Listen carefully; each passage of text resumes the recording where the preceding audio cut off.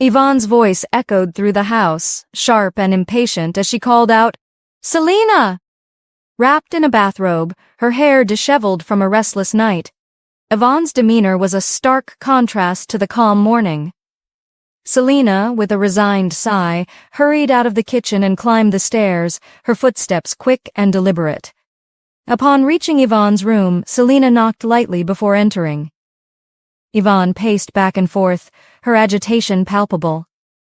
Her spacious room was adorned with elegant furnishings, a plush, cream-colored carpet underfoot, complementing the antique mahogany furniture. The walls were adorned with tasteful paintings and framed photographs, casting a warm, homely glow. Yet, amidst this refined decor, Yvonne's agitation was evident. Her face flushed with frustration, and her movements were erratic, as if she were searching for something that eluded her grasp. "Ma'am, you called?" Selina inquired quietly, trying to keep her voice steady and avoiding eye contact. Her gaze was fixed on the floor, dreading the confrontation. "Has my dress arrived?" Yvonne demanded, her voice rising in frustration. Her face reddened further as she spoke, her irritation barely contained. Selina's heart sank. She knew she had no control over the delivery of the dress, but she dared not voice her frustration. Yvonne was known for her volatile temperament and had little regard for anyone, even Selina, who had been with her family since her infancy. "No, ma'am," Selina replied calmly, though her tone carried a trace of defensiveness. She kept her eyes averted, bracing for the inevitable outburst. Yvonne's face contorted in anger. "No!" she cried out, her eyes blazing. "What do you mean, no?"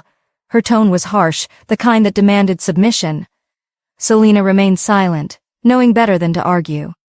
She understood Yvonne's explosive nature and chose to endure the tirade rather than escalate the situation.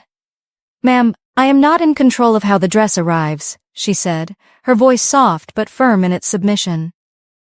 Yvonne's gaze was piercing as she turned to face Selina directly. "Now look here, old hag," she sneered. "Go downstairs and stand outside until my dress arrives. Do you get that?" Her words were sharp, the command clear and uncompromising. Selina, accustomed to Yvonne's domineering behavior, nodded resignedly. "Okay, ma'am," she said, her voice barely a whisper as she started to turn away. "Did I ask you to leave?" Yvonne snapped, her tone harsh and demanding. Selina halted mid-step, her expression a mix of surprise and frustration.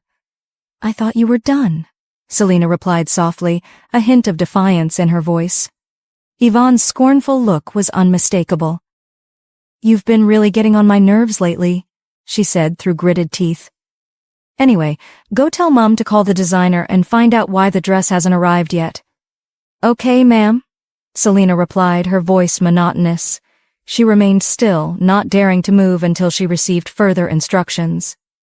"Is breakfast ready?" Yvonne's voice softened slightly, though it remained demanding. "Yes, ma'am," Selina answered. "Okay, you may leave now," Yvonne said dismissively, turning back to her dressing table with a wave of her hand. Selina nodded, feeling a wave of relief. She turned and walked out of the room, shutting the door quietly behind her. Yvonne gazed at her reflection in the mirror, a broad smile stretching across her face. The excitement for the Antonoffs' family dinner was palpable. She had been meticulously preparing ever since Briston had informed her about it. However, as she recalled the recent runway incident, her expression darkened. Her face crumpled into a frown as memories of Gordon swooping in to take Nara away flashed through her mind. The embarrassment and irritation at her fellow model's dismissive attitude in the dressing room ignited her anger further. Suddenly, Gwen entered the room, breaking Yvonne's brooding thoughts. Gwen was resplendent in a long, sleeveless gown, her neck and fingers adorned with sparkling jewelry. She approached Yvonne, standing beside her in front of the mirror. "Why aren't you ready for breakfast?" Gwen inquired, her tone both curious and concerned. "Good morning, Mum," Yvonne muttered, her eyes still fixed on the mirror. "I was just worried about why my dress hasn't arrived yet," she admitted, her tone forlorn. Gwen attempted to offer reassurance. "Oh, about that, I just spoke with the designer. She said the dress will arrive in a few hours." Gwen said, patting Yvonne's shoulder in a comforting gesture. I have a plan, Gwen said, her eyes glinting with mischief. Yvonne perked up. She knew from experience that Gwen's plans were never trivial. What plan? Yvonne asked, intrigued. Why don't you use this dinner as an opportunity to get close to Gordon? Gwen proposed. What? Yvonne exclaimed, rising abruptly from her chair. Yes, Gwen affirmed, her tone steady. Mum, you know that's not possible. Haven't you heard the stories about Gordon Antonov? Yvonne argued, her disbelief evident. So? Isn't he just a human being? Gwen replied dismissively. Look, Yvonne, I can't stand to see Nara become the wife of the heir to a massive conglomerate. It's unacceptable, Gwen said, her frustration clear. Yvonne fell silent, beginning to understand her mother's perspective. What about Briston? Yvonne asked tentatively. Gwen chuckled sarcastically and sat down on the bed, sighing deeply. You and I both know you're not in love with Briston. Yvonne tossed her hair over her shoulder, her expression shifting. Mom! She exclaimed with a mix of indignation and amusement. She settled beside her mother on the bed. Your only focus now should be using Briston to get closer to Gordon, Gwen advised. Yvonne nodded in agreement. I refuse to let Nara take what I worked hard to get for you. If I had known about Briston's older brother, I wouldn't have bothered taking him away from Nara and giving him to you. Mum, you're right, Yvonne admitted. Gwen, with a satisfied smile, asserted, I'm always right. Look, you won't settle for less. Gordon is the main prize and you must marry him, her mother replied. But Mom, he's already married to Nara, Yvonne retorted. The marriage would be faked, and even if it's true, married couples get divorced, don't they? Do you think it will work?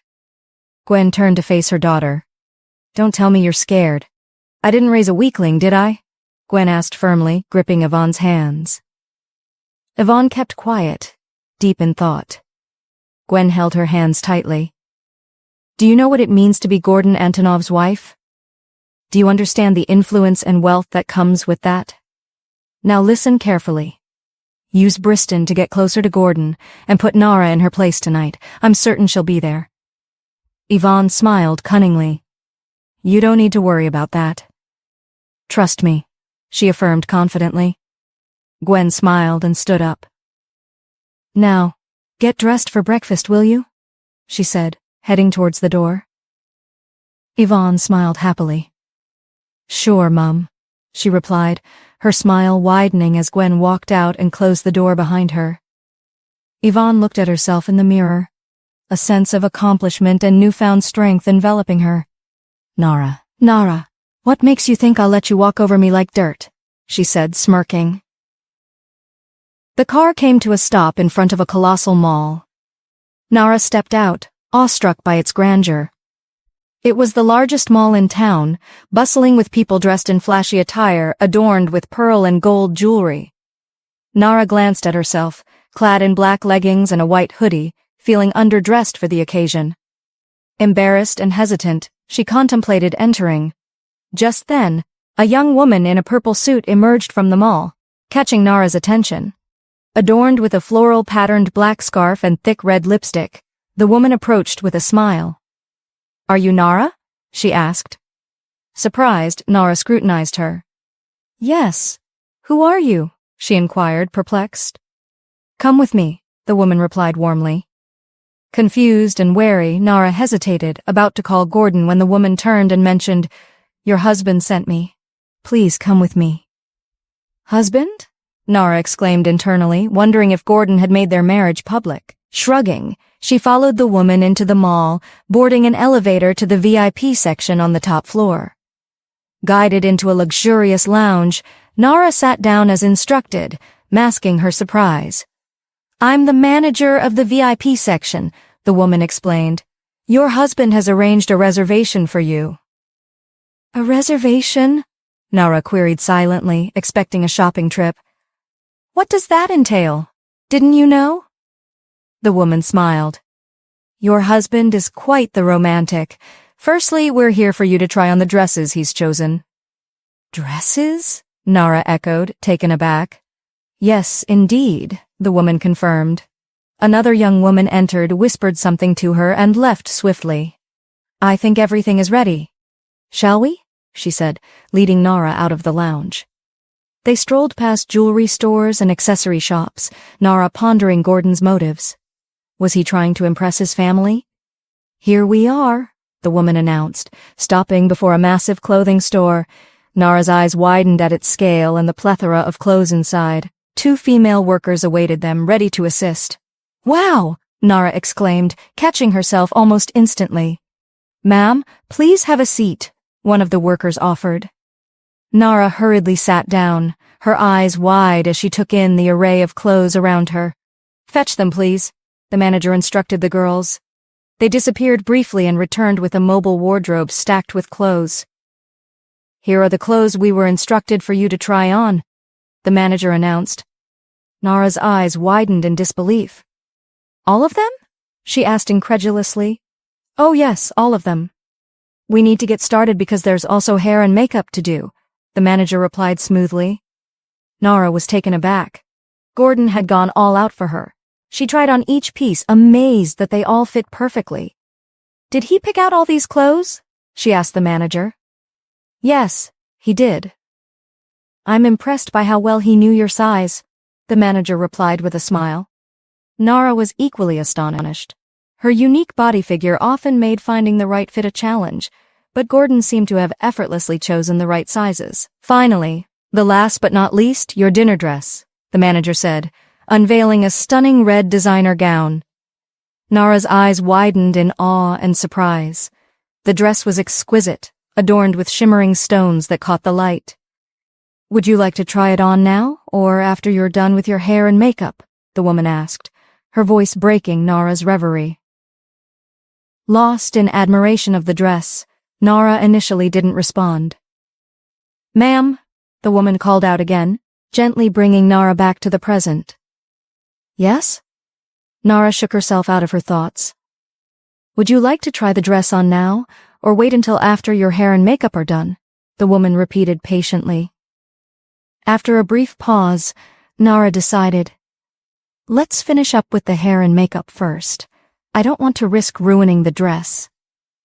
Of course, ma'am, the manager replied with a nod. Nara reclined on the plush sofa, contemplating Gordon's extravagant gestures. Why was he going to such lengths for her?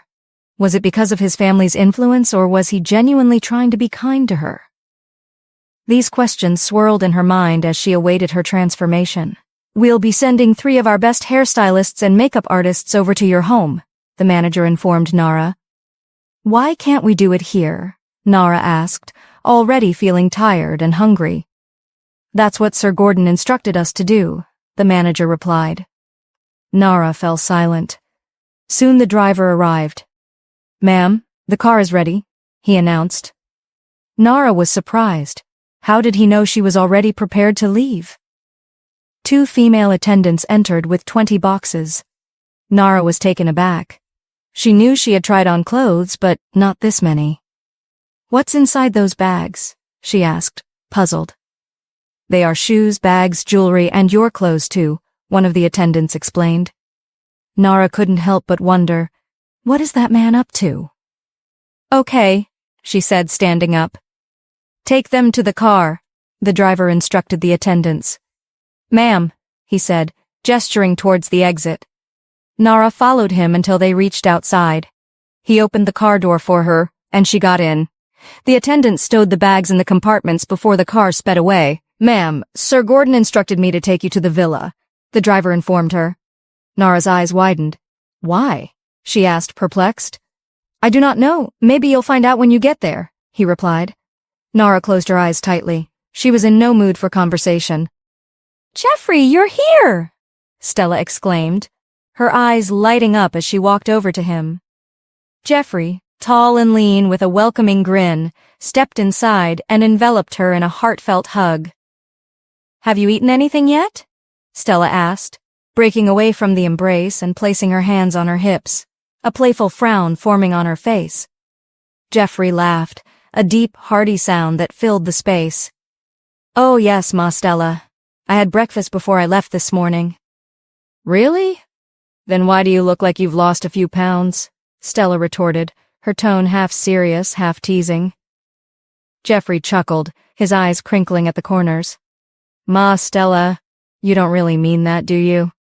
His laughter was genuine, his eyes twinkling. Jeffrey, you're here! Stella exclaimed, her eyes lighting up as she walked over to him. Jeffrey, tall and lean with a welcoming grin, stepped inside and enveloped her in a heartfelt hug. Have you eaten anything yet? Stella asked, breaking away from the embrace and placing her hands on her hips, a playful frown forming on her face. Jeffrey laughed, a deep, hearty sound that filled the space. Oh yes, Ma Stella. I had breakfast before I left this morning. Really? Then why do you look like you've lost a few pounds? Stella retorted, her tone half serious, half teasing. Jeffrey chuckled, his eyes crinkling at the corners. Ma Stella, you don't really mean that, do you? His laughter was genuine, his eyes twinkling with mirth. Stella's face softened, a gentle smile tugging at her lips. Why don't you stay for lunch? Jeffrey's smile faded slightly as he rubbed the back of his neck. I don't think I can. I'm just here to finish some paperwork with Gordon, then I'll be on my way. Stella's bright expression dimmed, her shoulders slumping slightly. Andrew, noticing her shift in mood, gently grasped her hands. Don't worry. Maybe one of these days I'll stay and enjoy one of your delicious meals, he said, trying to lift her spirits. A small, grateful smile returned to Stella's face. Promise? Jeffrey's laughter was warm as he replied, Oh yes, I promise. Stella's smile grew a little wider, though her eyes still held a hint of skepticism. You know I can't take your word for it, but I'll be waiting for your promise. Gordon is in his room, Stella added, her tone turning practical. He's been expecting you since he got back from his morning outing. All right, then I'd better go meet him, Jeffrey said, turning towards the stairs. As he made his way up, Stella's voice called out to him, laced with an undercurrent of concern. Jeff? Stella's gaze was intense, her eyes searching his face as if trying to discern something unsaid. Jeffrey paused and turned back, his brow furrowing. Is there a problem? Stella hesitated, a slight frown creasing her forehead. Not really, but... She trailed off, her words lingering in the air. Jeffrey's eyebrows rose in expectation, waiting for her to finish. Never mind, Stella finally said, dismissing the thought with a wave of her hand.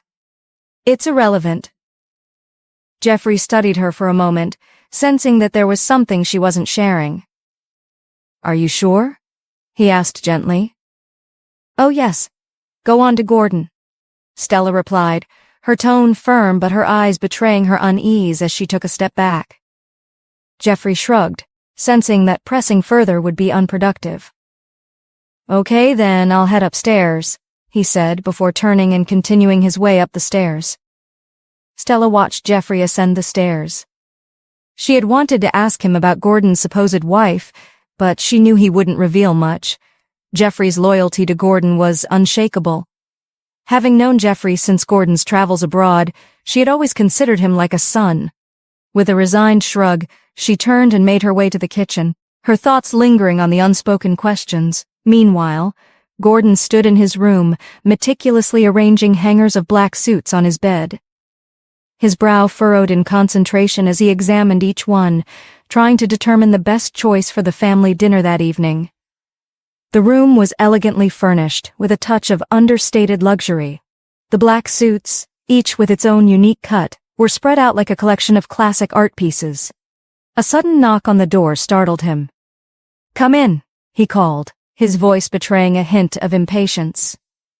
Jeffrey opened the door and stepped inside, the faint rustle of his briefcase the only sound. The moment Gordon's gaze met his, a look of relief washed over his face. Come, Jeffrey, come, he urged, gesturing to the bed piled with suits. Jeffrey set his briefcase on the vanity table and approached the bed, his expression thoughtful as he surveyed the array of black suits. Gordon's agitation was palpable, and Jeffrey could sense the weight of the decision he faced. Which of these would look good for the family dinner tonight? Gordon asked, his fingers pointing at the selection. Jeffrey scrutinized the suits, his experienced eye landing on one with delicate white floral embroidery. "This one," he said decisively, picking up the suit and holding it out for Gordon. "Are you sure?" Gordon asked, his eyes narrowing in scrutiny as he took the suit from Jeffrey's hands. "Yes, of course," Jeffrey replied with a nod, confidence in his tone. Gordon smiled, a flicker of relief crossing his features. "Well then, I'll go with that." He set the chosen suit aside and, with a quick, purposeful motion, gathered the remaining suits to be returned to the wardrobe. After a brief period of sorting, he emerged from his walk-in closet. "Did she sign it?" Gordon asked, glancing at Jeffrey, who was busy organizing papers from his briefcase. "Of course she did," Jeffrey replied, handing over the signed contract. Gordon's eyes lit up as he saw Nara's bold signature on the document, a mixture of satisfaction and relief evident in his smile. "Why didn't you give her the contract to sign yourself? She's moving in today, isn't she?" Jeffrey inquired, his curiosity piqued. Gordon's smile widened, a hint of mischief in his eyes. "If I had given her the papers to sign, she would have read them thoroughly and might have hesitated. Better to avoid that potential issue." Jeffrey's eyes widened slightly in surprise. He hadn't considered that angle before, realizing now why Nara hadn't scrutinized the contract when he handed it over. "Do you think she'll even be happy moving in here?" Jeffrey's voice carried a note of genuine concern. Gordon's expression softened, his gaze thoughtful. "She doesn't have much of a choice, does she?" he remarked, a hint of resignation in his voice. Jeffrey stared at him, his surprise evident. The words left him momentarily speechless, and he could only shrug in response. "Let's head downstairs," Gordon said, breaking the silence. "I think lunch is ready." He moved toward the door, with Jeffrey trailing behind him. As they descended the stairs, the distant sound of a car engine caught their attention. "I think she's here," Gordon said, a smile spreading across his face. Jeffrey glanced sideways at Gordon, puzzled by his seemingly untroubled demeanor. He quickly dismissed his curiosity and focused on the scene unfolding before him. In the hallway, they waited for Nara's entrance. When she appeared, her face was a storm of anger, her eyes locked onto Gordon with a fierce intensity. The atmosphere grew tense. "Seems like you've provoked her once again," Jeffrey murmured to Gordon, his tone low and concerned. "Do you think so?" Gordon responded with a hint of defensiveness. "Yes, of course," Jeffrey replied, his gaze fixed on Nara. "Why else would she be glaring at you like that?" Nara stormed forward, her frustration palpable. "Why did you ask your driver to bring me here?" she demanded, her voice edged with irritation. She barely acknowledged Jeffrey, her attention solely on Gordon. Behind her, the driver struggled with several shopping boxes, his face flushed with effort. "Meet Stella. She'll show you the room we've prepared," Gordon said, gesturing toward the driver and dismissing Nara's question. Jeffrey couldn't help but smile at the corner of his mouth, adjusting his glasses with a hint of amusement. "Didn't you hear what I said?" Nara's voice rose in frustration, still focused on Gordon. "By the way, how was the clothing session?" Gordon asked, turning his attention to the driver, who was now laboriously carrying the boxes into the kitchen. "It seems the clothes I picked out suited you perfectly." Nara stood momentarily stunned, her frustration giving way to confusion. Was Gordon actually trying to ignore her? Before she could respond, she noticed the shadow of an elderly woman emerging from the kitchen. The woman, with a warm smile and graceful steps, approached Gordon and Jeffrey, carrying some of the bags that the driver had struggled with. "Gordon, is this her?" Stella asked, her smile warm and welcoming as it stretched from cheek to cheek. Her eyes sparkled with genuine curiosity. Nara, taken aback, couldn't help but wonder why Stella was smiling at her so kindly. Her confusion deepened as she tried to understand the nature of this interaction. Why was Stella's demeanor so affectionate? Was she somehow related to Gordon? Could she be his mother? "Stella, meet Miss Vespertine, my wife," Gordon introduced softly, his tone unusually gentle. Nara's eyes widened in surprise. This was the first time she had heard Gordon speak with such softness. She glanced at Stella, trying to decipher the connection. The name Miss Vespertine seemed formal and distant. Stella couldn't help but wonder why Gordon used it. Miss Vespertine? Stella echoed, her eyebrows knitting together in mild confusion. Why address her like that? Gordon shrugged. Isn't that her name? Oh, come. Come give me a hug, Stella said with an inviting gesture, wrapping her arms around Nara in a warm embrace, completely bypassing Gordon's response. Nara stood frozen for a moment, her face a picture of bewilderment. What's your name, dear? Stella asked her, smiling. Nara Vespertine. You didn't tell me she was this beautiful, Stella said, her voice filled with genuine admiration as she looked at Nara. Her eyes roamed over Nara's features, her strikingly dark hair, her deep, expressive eyes, and her delicate features. I didn't think it was necessary, Gordon replied, his voice tinged with a hint of defensiveness. Shh! Don't speak to a lady like that, Stella chided gently, her tone playful but firm. I'm sorry, Gordon said, his apology earnest and somewhat subdued. Nara was momentarily stunned. Gordon Antonov, apologizing. This was a side of him she hadn't seen before. She glanced back at Stella, wondering who this woman was that commanded such respect and softness from Gordon. This is Stella, my nanny, Gordon explained, his words bringing clarity but also a touch of bemusement. The revelation struck Nara like a bolt from the blue. Laughter bubbled up from her, breaking the tension she had been holding. The laughter was infectious. Jeffrey and Stella soon joined in, their laughter mingling with Nara's. You don't have to say it like that, do you? Stella asked amidst her laughter, her voice laced with amusement. I didn't realize my husband had a nanny, Nara said, her tone dripping with playful sarcasm. Gordon rolled his eyes, a smile tugging at his lips despite himself. It's nice meeting you, Nara said, her smile genuine as she turned to Stella. Stella, why don't you take the bags upstairs while I talk with Miss Vespertine? Gordon interrupted, his voice carrying an authoritative edge. Stella caught the cue immediately. Well, I think I will get going, she said, turning to Nara with a final warm smile. Nara, dear, I hope we get along, she said, her eyes filled with warmth before she made her way upstairs, the driver following behind with the shopping bags in tow. Come, let's sit and talk, Gordon said, his voice steady and authoritative as he walked towards the spacious living room. Jeffrey followed closely behind, his expression a mix of concern and formality. Nara, visibly reluctant, trailed behind them, her mind racing with confusion and anxiety. Gordon sank into one of the plush sofas, his posture rigid and commanding. Jeffrey stood beside him. Nara settled onto another sofa, her movements hesitant as she tried to process the gravity of the situation. Clearing his throat, Gordon began, From now on, you will be staying here with me. His tone was serious, devoid of any hint of jest. Nara's reaction was immediate. She burst into a fit of hysterical laughter, her disbelief palpable. You must be joking, she said, her voice tinged with incredulity. Gordon's face remained impassive, his expression unyielding. He didn't flinch, his eyes steady as he held her gaze. Wait, don't tell me this is real? Nara asked, turning to Jeffrey, desperation evident in her eyes. Jeffrey's gaze was equally serious as he replied, Didn't you read the contract before signing it?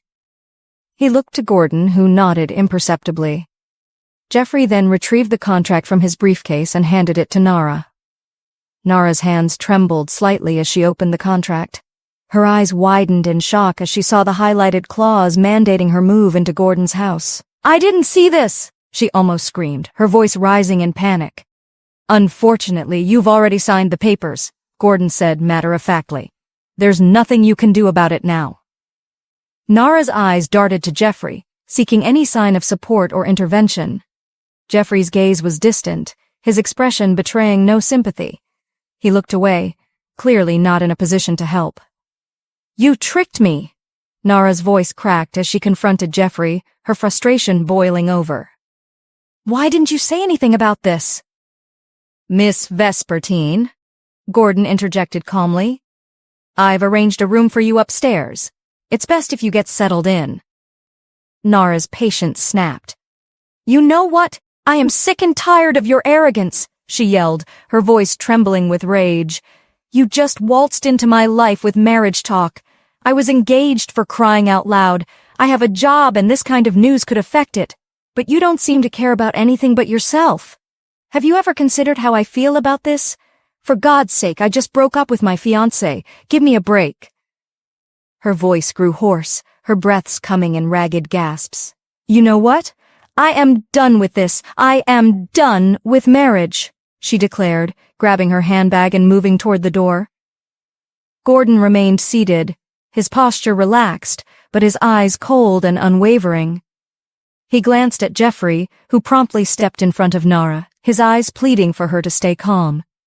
Jeffrey, move, Nara demanded, her voice laced with fury. Please, Nara, calm down, Jeffrey implored, his voice soft yet firm. Move, Nara screamed, her eyes blazing with anger. Jeffrey stood his ground, his expression a mix of regret and determination. Miss Vespertine. Gordon's voice cut through the tension, causing Nara to jerk in surprise. He stood up and walked over to her, Jeffrey stepping back to give him space. Gordon faced Nara, his hands tucked into his pockets, his gaze intense and resolute. You are not going anywhere, he said calmly, his voice unwavering. Nara scoffed, disbelief etched across her face. You can't make me. Look, Gordon said, his tone taking on a more urgent edge. I have an empire to acquire within a year, and it all hinges on this. He pointed between himself and Nara. You are not going to jeopardize it. What do you mean?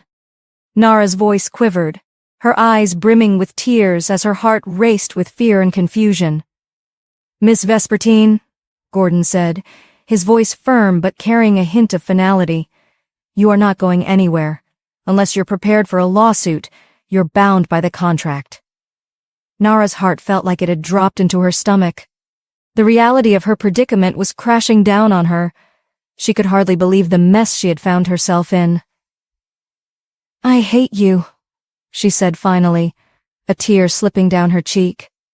Her voice was a mix of anguish and despair, her body trembling as she stood, her frustration and helplessness palpable. Gordon looked at her and smiled. Well, then it seems we are settled. Jeffrey, take her to Stella to get her settled in. Her stylists will soon be here to get her ready for the dinner, he said, facing Jeffrey, ignoring Nara's sullen look. I hate you, Gordon Antonov. I hate you, Nara said as she folded her hands in her palms tightly. Don't you think you were a bit harsh on Nara? Stella's voice cut through the quiet of the room as she watched Gordon knot his tie. His face remained impassive, the hint of irritation barely masked by his indifference. Gordon? She pressed, noticing his reluctance to address her. He finished adjusting his tie with a practiced ease, his reflection in the mirror showing a hint of mischievous satisfaction before he turned to face her. Why do you think I was harsh on her? He asked, his tone casual, almost dismissive. Stella entered the room, her steps deliberate and her expression serious. I heard the commotion downstairs. Don't you think you started off on the wrong foot? Gordon shifted his attention to his perfume collection, examining the bottles with a disinterested air. I don't see anything wrong with what I did. She tried to break off the marriage. You need to start treating her better. Stella interrupted, her voice firm yet laced with concern. You'll be spending an entire year with her. At least make an effort to get to know her and treat her with some respect. Gordon's response was curt, reflecting his indifference. Why would I bother with that?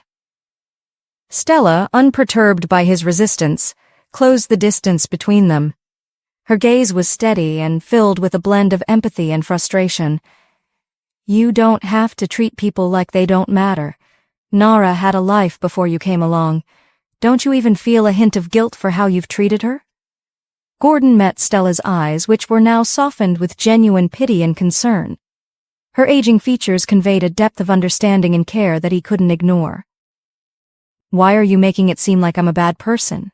He asked, his voice tinged with defensiveness. Stella took his hands gently, her touch both comforting and insistent. I know you put on a tough front, but underneath it all you're softer than you let on. Just treat Nara better. That's all I'm asking. Her gaze was unyielding, her sincerity palpable. Gordon's heart wavered under the weight of her plea. He recognized the seriousness in her eyes, knowing that if he continued to argue, she wouldn't relent. Okay, fine, I'll do it, he conceded, his voice reluctant but resigned. Stella's eyes searched his face for sincerity. Are you sure? She asked, her tone implying she knew he might be agreeing just to appease her. Okay, I promise, he said, trying to reassure her. Stella's smile was one of relief and satisfaction. Now, will you let me get ready? We're already late for dinner, Gordon said, glancing at the clock. Stella chuckled and released his hands. I'll check on Nara. I think they're almost done with her. She turned toward the door but paused to ask, How is your father? It's been a while since you mentioned him. Oh, Dad's fine, Gordon replied curtly. Is that all? Stella pressed gently. What else do you want me to say? He retorted, his voice edged with discomfort. Stella's smile held a touch of resignation as she recognized his reluctance to discuss his father. She chose not to press further about Briston and Penelope, knowing it might upset him. With a final, understanding shrug, she closed the door behind her, leaving Gordon to reflect on the conversation. Alone in the room, Gordon picked up his perfume and spritzed it generously over himself. As the scent enveloped him, he closed his eyes, letting the fragrance wash over him in an attempt to calm his nerves. When he opened his eyes and glanced at his reflection in the mirror, he noticed his palms growing sweaty, a clear sign of his anxiety. The thought of his father's potential rejection of Nara loomed heavily in his mind. The possibility that his father might disapprove and force him into a marriage with someone else, perhaps one of Penelope's recommendations, gnawed at him. The idea of losing control of his father's empire to his brother was infuriating. This prospect fueled his frustration, making his chest tight. Gordon took a deep breath, trying to steady himself, before exhaling slowly. He needed to focus. He reached for his phone and dialed his driver. Get the car ready. We're coming down, he said, his voice betraying a hint of the tension he felt. With that, he ended the call, his mind still swirling with unease. Stella knocked on Nara's bedroom door, which was opposite Gordon's, and received no response. She knocked again, louder this time, before letting herself in. Nara's room was a quiet sanctuary, designed with soft, muted tones that added to the room's serene ambiance. The walls were painted a gentle cream, and the hardwood floor was partially covered by a plush, light-colored rug. The room was elegantly furnished with a large, ornate mirror framed in gold, which reflected the soft light from a nearby lamp. In front of the mirror sat Nara, her expression a calm mask hiding her sadness. The dressing table was neatly arranged with beauty products and accessories, adding a touch of personal elegance. The room also featured a large, canopied bed draped in luxurious fabrics, and the bedding was arranged with meticulous care. Immediately she saw Stella enter. She quickly stood up, her movements betraying her discomfort. I didn't hear you come in, she said, attempting to mask her sadness with a forced smile. Stella's gaze was drawn immediately to the red dress Nara wore. The dress, adorned with shimmering stones, accentuated her beauty, and her makeup was applied flawlessly. Are you a model? Stella asked, her voice filled with genuine admiration. Caught off guard by the question, Nara blinked in surprise. How did you know? She stammered. You look like one, Stella replied with a warm smile. And you're truly beautiful. She then moved to the bed and sat down, patting the space beside her. Come, join me here, she gestured invitingly. Nara hesitated but eventually sat down beside Stella, her mind racing with a whirlwind of thoughts. Stella's calm demeanor was a stark contrast to the storm of emotions inside her. How are you? Stella asked softly, her voice the first genuine inquiry about Nara's well-being she had ever received from someone connected to Gordon. Surprised by the question, Nara responded, "I'm fine," though her voice held a trace of weariness. Stella sighed quietly, her concern evident. "I've known Gordon since he was a child," Stella began, her tone reflective. "He wasn't always like this. After his mother's death and his father's remarriage to her secretary, he became tough and distant." Nara was taken aback. She hadn't known about Gordon's mother's death, and she wondered why Stella was sharing this with her. "Gordon might seem tough, but he has a heart beneath that facade," Stella continued. "I heard the commotion downstairs earlier and it wasn't something I wanted to see." "It's all Gordon's fault," Nara said bitterly. "He's unbearable." Stella's eyes softened with empathy. "I heard you were engaged," she said gently. "Yes," Nara replied, her voice tinged with frustration. "But I had to put it on hold because of Gordon. He hasn't even bothered to ask how I'm feeling. He's only concerned with himself." Stella took Nara's hands in hers, her touch gentle and reassuring. "Nara, I understand that marrying Gordon wasn't your choice, but the current situation is difficult. Try to get to know him first," she pleaded, her eyes earnest and unwavering. "But," Nara began, her resolve faltering. "Please," Stella urged softly. Nara met Stella's gaze, seeing the deep concern in her eyes. She realized Stella only wanted the best for both of them. "Okay," she agreed reluctantly. "Thank you, Nara," Stella said, her relief palpable. Nara nodded, though her agreement was more to appease Stella than a true change of heart. Deep down, she harbored a deep resentment towards Gordon, his rude and authoritarian demeanor leaving her shaken. She doubted that Stella's words could alter her feelings. "Let's get you downstairs," Stella said, breaking the silence. "Gordon must be waiting for you." Nara rose and picked up the silver purse Gordon had chosen for her from the table. "The dress really suits you," Stella complimented as they prepared to leave. Nara managed a smile. "Oh, thank you," she replied, leading Stella out of the room and down the stairs. Gordon waited downstairs, absorbed in a phone call. When he finally looked up, he saw Nara descending the stairs with Stella. Her movement in the red dress was fluid and graceful, each step causing the fabric to sway and shimmer. The dress accentuated her figure, and her captivating smile lit up the space. Her long black hair cascaded over her shoulders, undulating with her every move. Gordon couldn't help but be drawn to her presence. She was undeniably striking. He quickly ended his call and slipped his phone into his pocket, his attention fully on Nara. "Finally, you're here," he said, his voice carrying a hint of admiration. Nara responded with a slight nod, her reluctance to engage clear. Stella, sensing the tension, tried to lighten the mood. "Doesn't she look beautiful?" she said, her tone warm as she sought to bridge the silence. Gordon gave Stella a brief smile, choosing to sidestep her comment. "We'll be on our way now," he said, his focus shifted back to Nara. He gestured for Nara to follow him, leading the way as they moved towards the exit. Nara walked beside him, her steps measured but silent. Stella watched them go, a knowing smile on her face. "Young people and their troubles," she muttered, shaking her head with a mix of amusement and resignation. The drive to the Antonov mansion was quiet. Nara stared out the window, taking in the cool evening air. Her mind was full of questions. What was Gordon's family like? How would she react if she saw Briston? Did Gordon even know she had dated his brother? The soft classical music playing in the car was the only sound breaking the silence. Gordon, busy with his phone, didn't notice her thoughts. When he finally looked up, he felt a pang of guilt. Maybe they had indeed started off badly. "I'm sorry for how I spoke to you earlier," Gordon said, trying to start a conversation. Nara was surprised. Was he really apologizing?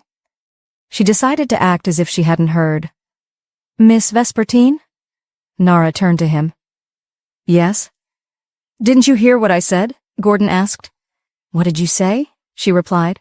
Gordon smiled slightly, knowing she had heard. I said I was sorry for the way I spoke to you earlier. Oh, it's okay. You don't need to apologize, Nara said. I think we started off on the wrong foot. I'm sorry, Gordon said again. Nara looked at him firmly. Look, Gordon, you don't need to apologize. No apology will change how I feel about you. I hate you, I hate your guys, and I feel trapped being around you. Gordon was shocked. Her bluntness surprised him, especially after his attempt to apologize. Miss Vespertine, I'm not apologizing to fix things between us. I apologize because it's the right thing to do. Besides, I don't care about how you feel about me, he said firmly. Nara was confused. Was this really the same man who had just apologized? Gordon then pulled out a box from the car's compartment. Wear this, he said, placing the box beside her. Nara opened it to find a diamond ring inside. What's this? She asked. It's your wedding ring, put it on, Gordon said. Nara reluctantly slipped the ring onto her finger, her thoughts a swirl of confusion and curiosity. The ring fit perfectly, as if it had been custom-made for her. She couldn't help but marvel at how Gordon had known her exact ring size. The car finally stopped in front of a large gate, which opened to reveal a beautiful estate. We've arrived, the driver said as the car came to a stop. He quickly opened the door for them. Nara stared in awe at the impressive mansion. Suddenly, she felt Gordon's hand take hers. She looked at him, puzzled. Let's go, he whispered, guiding her into the mansion. Gordon clasped Nara's hands tightly as they entered the mansion. As they walked, Nara noticed the guards and maids bowing in perfect unison, their coordinated movements emphasizing the grandeur of the estate. The mansion was far more impressive than Gordon's villa, leaving Nara awestruck by its opulence. Nara still felt Gordon's cold hands resting over hers, the grip firm and unyielding. Beneath her breath, she muttered, "Let go of my hands," trying to keep her voice low to avoid drawing attention from the servants who were observing them with curious eyes. Her discomfort was palpable, but she kept her expression neutral, mindful of the scrutinizing gazes around them. She struggled to free her hands, but Gordon's grip remained firm. A young man in a black suit appeared and bowed deeply. "Master Gordon, your father awaits you in the living room," he said, gesturing toward the direction. Gordon nodded and they proceeded forward. Nara's discomfort grew, but she tried to maintain her composure. When they reached the living room, Nara nearly stumbled in her heels at the sight of Jacob Antonov. Seated on the largest sofa, Jacob was the spitting image of Gordon, but with a distinguished air of elegance. At 65, he was remarkably handsome, embodying a refined grace that belied his age. Jacob stood and approached them with a warm, open embrace. He hugged Gordon affectionately, his smile conveying genuine joy. "Finally you're here," he said, his eyes crinkling with delight. "How are you, my boy?" Gordon returned the smile. "Never been better, Dad." Jacob's attention shifted to Nara. He seemed surprised as he took in her presence. "And who is this beauty in front of me?" he asked, his gaze softening as he looked at Nara. "Dad, this is Nara, my wife," Gordon introduced her. Nara was taken aback by the use of her first name. Until now, Gordon had always addressed her as Miss Vespertine. Jacob's eyes widened in admiration. "You didn't tell me she was this beautiful. How are you, my dear?" he asked, his smile warm and welcoming. "I'm fine, sir. It's nice to meet you." "I've heard a lot about you from Gordon," Nara replied politely. Jacob's curiosity was piqued. "Oh, really? I didn't know Gordon spoke about me." "Every day," Nara said with a smile. Jacob scrutinized Nara closely, a look of recognition crossing his face. "You look very familiar. I think I've seen you somewhere before," he said, peering intently at her. Nara was puzzled, as she had never met Jacob before. "Huh?" she said, surprised. Gordon, noticing his father's confusion, asked, "Are you sure about that, Dad?" Jacob nodded slowly. "Yes, I'm sure. I think I've seen her, but I can't quite place where." Jacob gestured for them to follow him into the grand living room. Nara's eyes were drawn to a striking woman dressed in a flowing purple gown, seated next to Jacob. The woman's elegance and beauty were apparent, and as she stood up, she approached Nara with a warm, inviting smile. "You must be Nara," she said, her voice sweet and welcoming. "Hi," Nara replied softly. "Come, give me a hug," the woman urged, embracing Nara. "You're even more beautiful in person."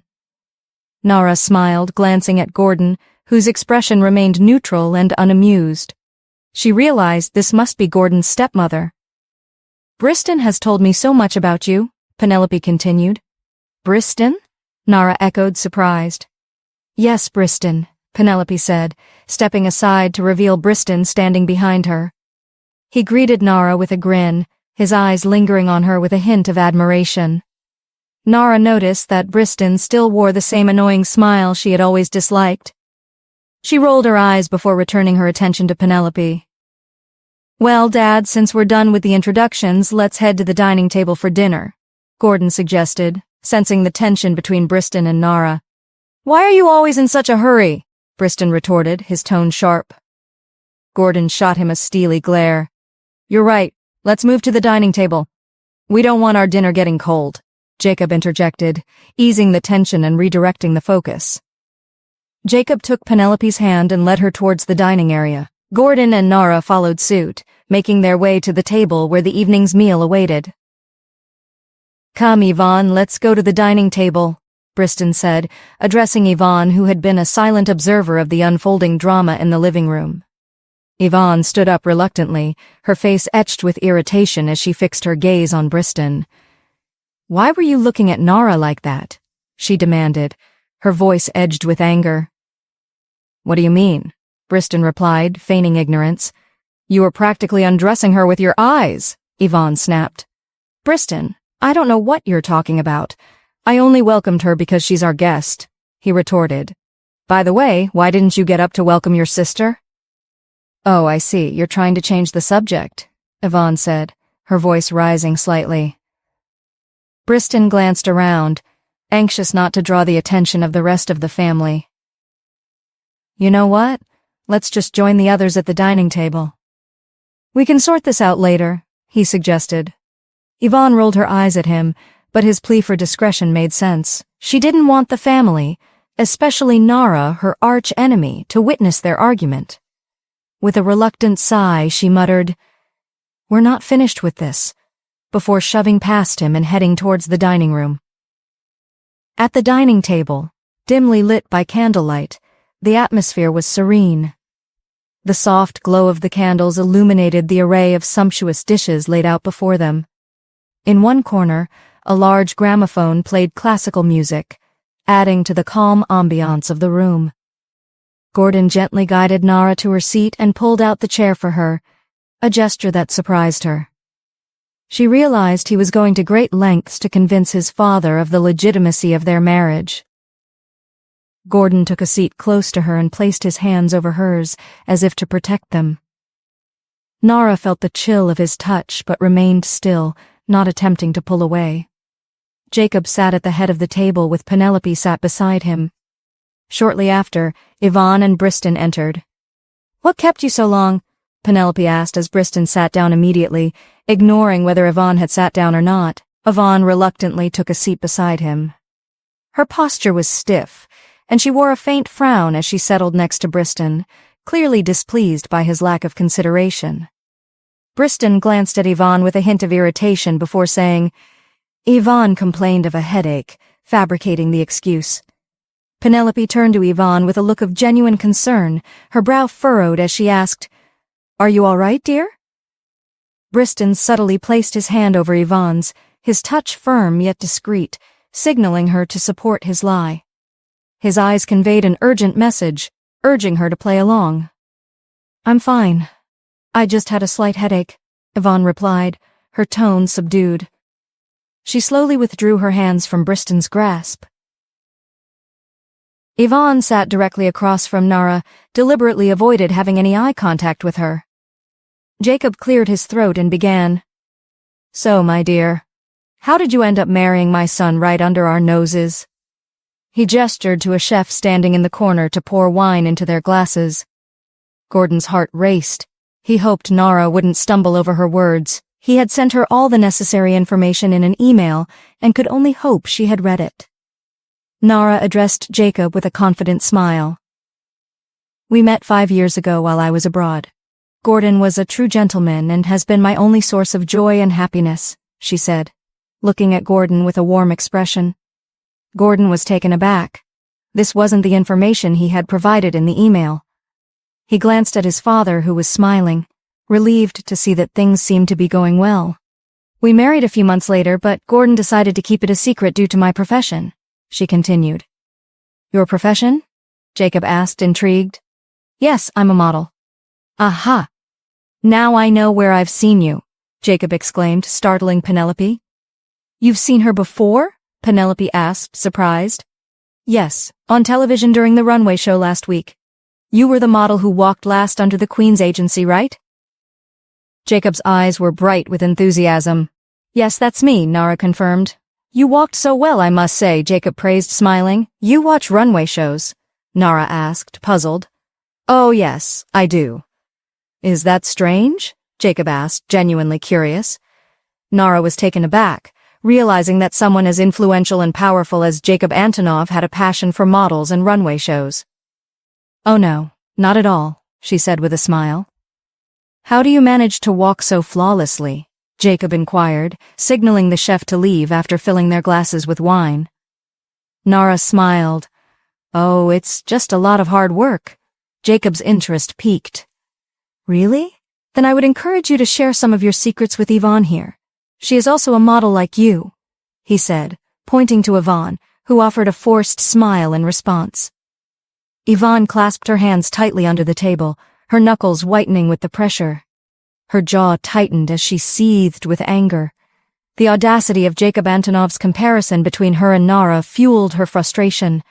Each time she recalled his words, her rage intensified, her eyes flashing with barely contained fury. "Speaking of which, Briston, you addressed Nara quite casually. Do you know her?" Jacob asked, turning to Briston. A heavy silence fell over the room, broken only by the soft crackle of the gramophone. Nara's stomach churned with anxiety as she silently hoped that Briston's next words would be reasonable. Gordon's intense gaze seemed to warn Briston to choose his words carefully. Despite the silent reprimand, Briston turned to his father. "Yes, Dad, I know her. We dated back in college." Jacob's eyes widened in surprise. He looked from Nara to Gordon and then back at Briston, clearly taken aback. "Dated?" he echoed, his voice tinged with disbelief. "Yes, Dad. She's my ex," Briston trailed off. "So?" Gordon interrupted sharply, his voice cutting through the tension. Yvonne's eyes widened in surprise as she witnessed Gordon's fierce defense of Nara. "Gordon, you don't need to interrupt your brother like that," Penelope said, her tone defensive as she took up for her son. Her expression reflected the tension she felt between her husband and stepson. "Don't speak to me," Gordon shot back, his voice cold and firm. Nara was stunned. She had heard about the strained relationship between Gordon and his stepmother from Stella, but hadn't anticipated the depth of animosity. The contempt in Gordon's voice was palpable. She glanced at Jacob, who appeared unfazed, as if he were accustomed to such familial discord. Briston was at a loss for words, while Yvonne observed awkwardly. Penelope, trying to salvage the situation, smirked and addressed Jacob. "You know the funniest part, Jacob? They're actually half-sisters," she revealed, attempting to deflect from the embarrassment caused by Gordon's reaction. Yvonne glanced around the room, feeling the palpable awkwardness of the situation. An idea began to take shape in her mind, a glimmer of opportunity in the midst of the tension. Her eyes narrowed slightly as she considered the potential advantage of revealing Nara's status. If she could expose Nara as an illegitimate child, she thought, perhaps Jacob's disapproval could sway his feelings against her. Yvonne seized the opportunity to add her own twist. "She's not my sister. She's my father's illegitimate daughter," Yvonne declared, cutting through the silence with a dramatic revelation. Nara felt her heart sink at Yvonne's unexpected revelation. Jacob looked around the table, bewildered by the new disclosure. Finally, he raised his wineglass and, trying to restore some semblance of normalcy, said, "Let's raise a toast." The dinner unfolded in a heavy silence, the room weighed down by an unspoken tension. Jacob, visibly bewildered, could hardly process the situation. Nara, unable to focus on her meal, was tormented by the myriad of thoughts racing through her mind about Jacob. She really wanted to know what was going through in his mind. Everything was going perfectly well until Briston opened his loud mouth. Her frustration with Yvonne simmered beneath the surface. She couldn't comprehend why Yvonne would orchestrate such elaborate and invasive schemes just to embarrass her in front of everybody. Briston's gaze was fixed on Gordon, whose stoic, impassive demeanor only deepened Briston's unease. Gordon's expression remained a mask of unreadability, a wall that Briston desperately tried to penetrate in search of understanding. "I hope you enjoy the rest of the night," he said, turning to Nara. He excused himself and retreated upstairs. Observing his departure, Gordon waited for a moment, then gently nudged Nara. "Let's go," he murmured, his voice carrying a softness that contrasted sharply with the tension. Nara, feeling trapped and suffocated, stood up immediately, yearning for a breath of fresh air. Penelope's voice sliced through the silence. "Leaving so soon?" she inquired, her tone sharp. "Dinner is over, isn't it?" Gordon snapped back, his irritation evident.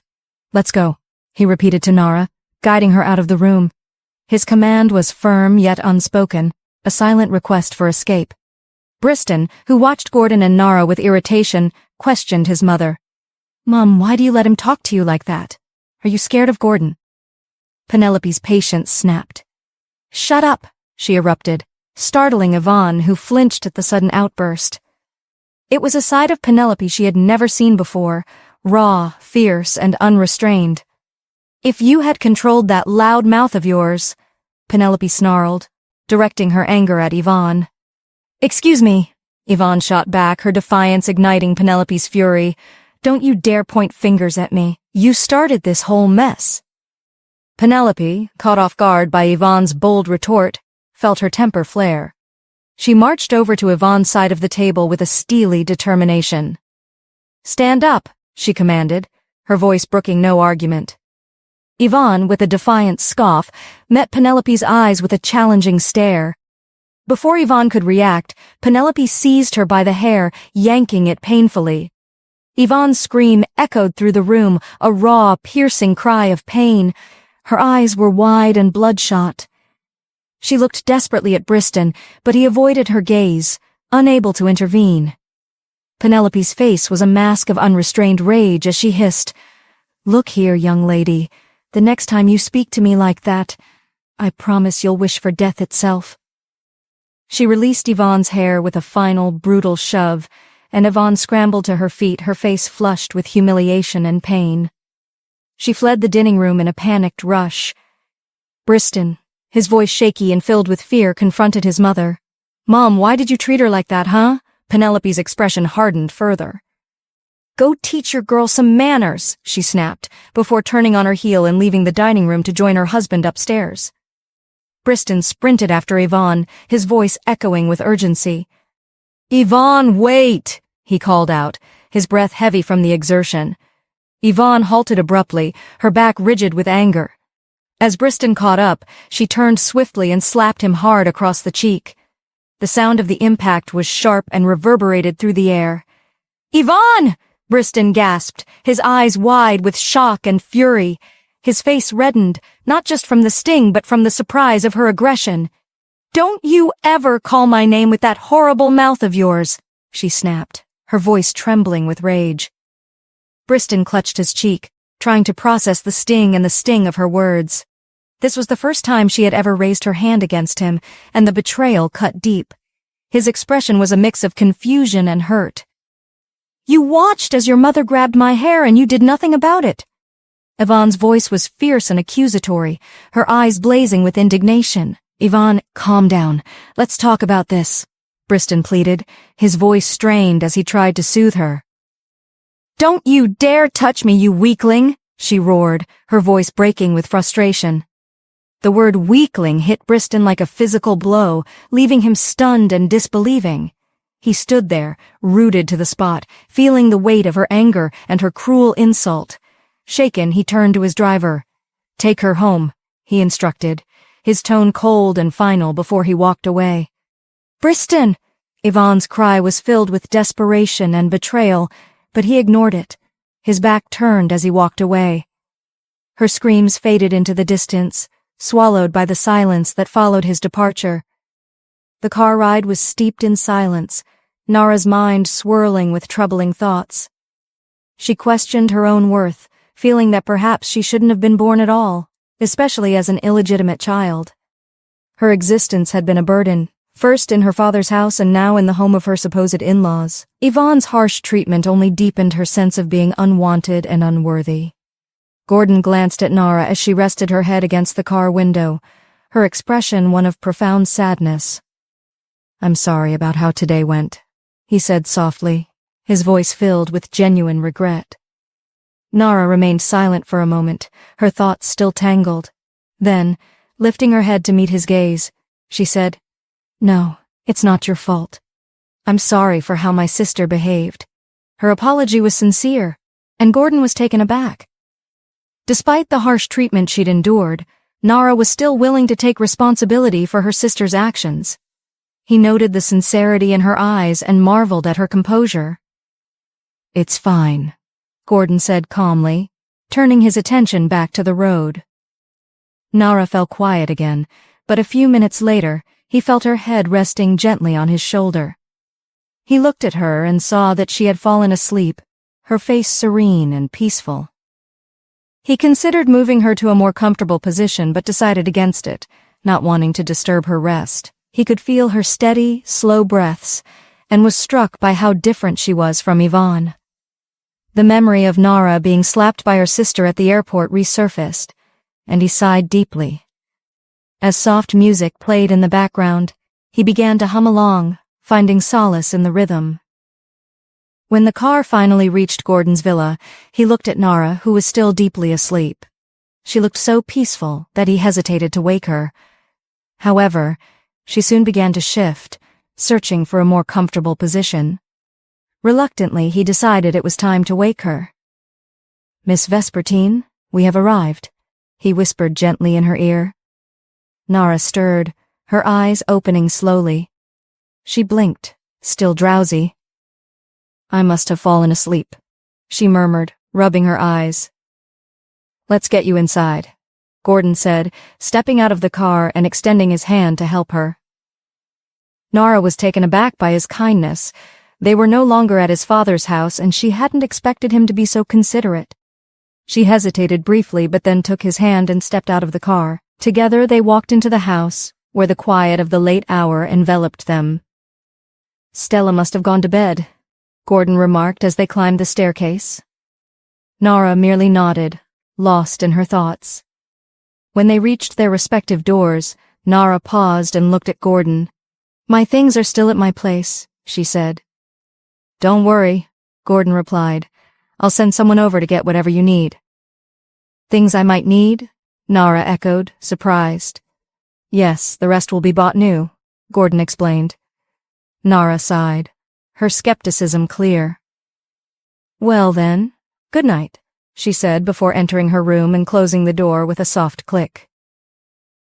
As she prepared for bed, she couldn't help but think about Gordon's behavior, his gestures of kindness seeming out of place.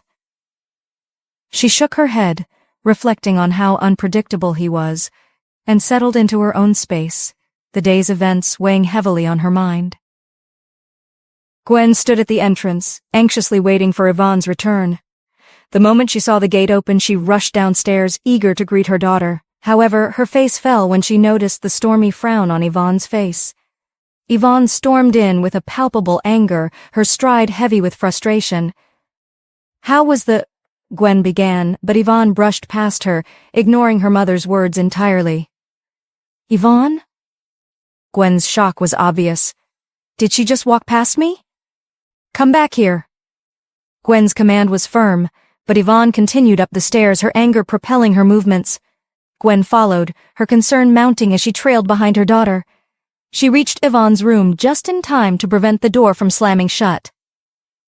"What happened at the dinner? And why did you walk past me like that?" Gwen demanded, her voice steady but filled with concern. Mom, can you just leave me alone?" Yvonne's scream was raw with frustration. Gwen was taken aback. "What happened?" she asked again, her voice now trembling with worry. Yvonne collapsed onto her bed, her tears streaming down her face. Her mascara had smeared, creating dark streaks from her eyes to her chin. "The dinner was horrible," she wailed, her voice cracking. "Was it Nara again?" Gwen asked, her face etched with concern. "Mum, you won't believe it.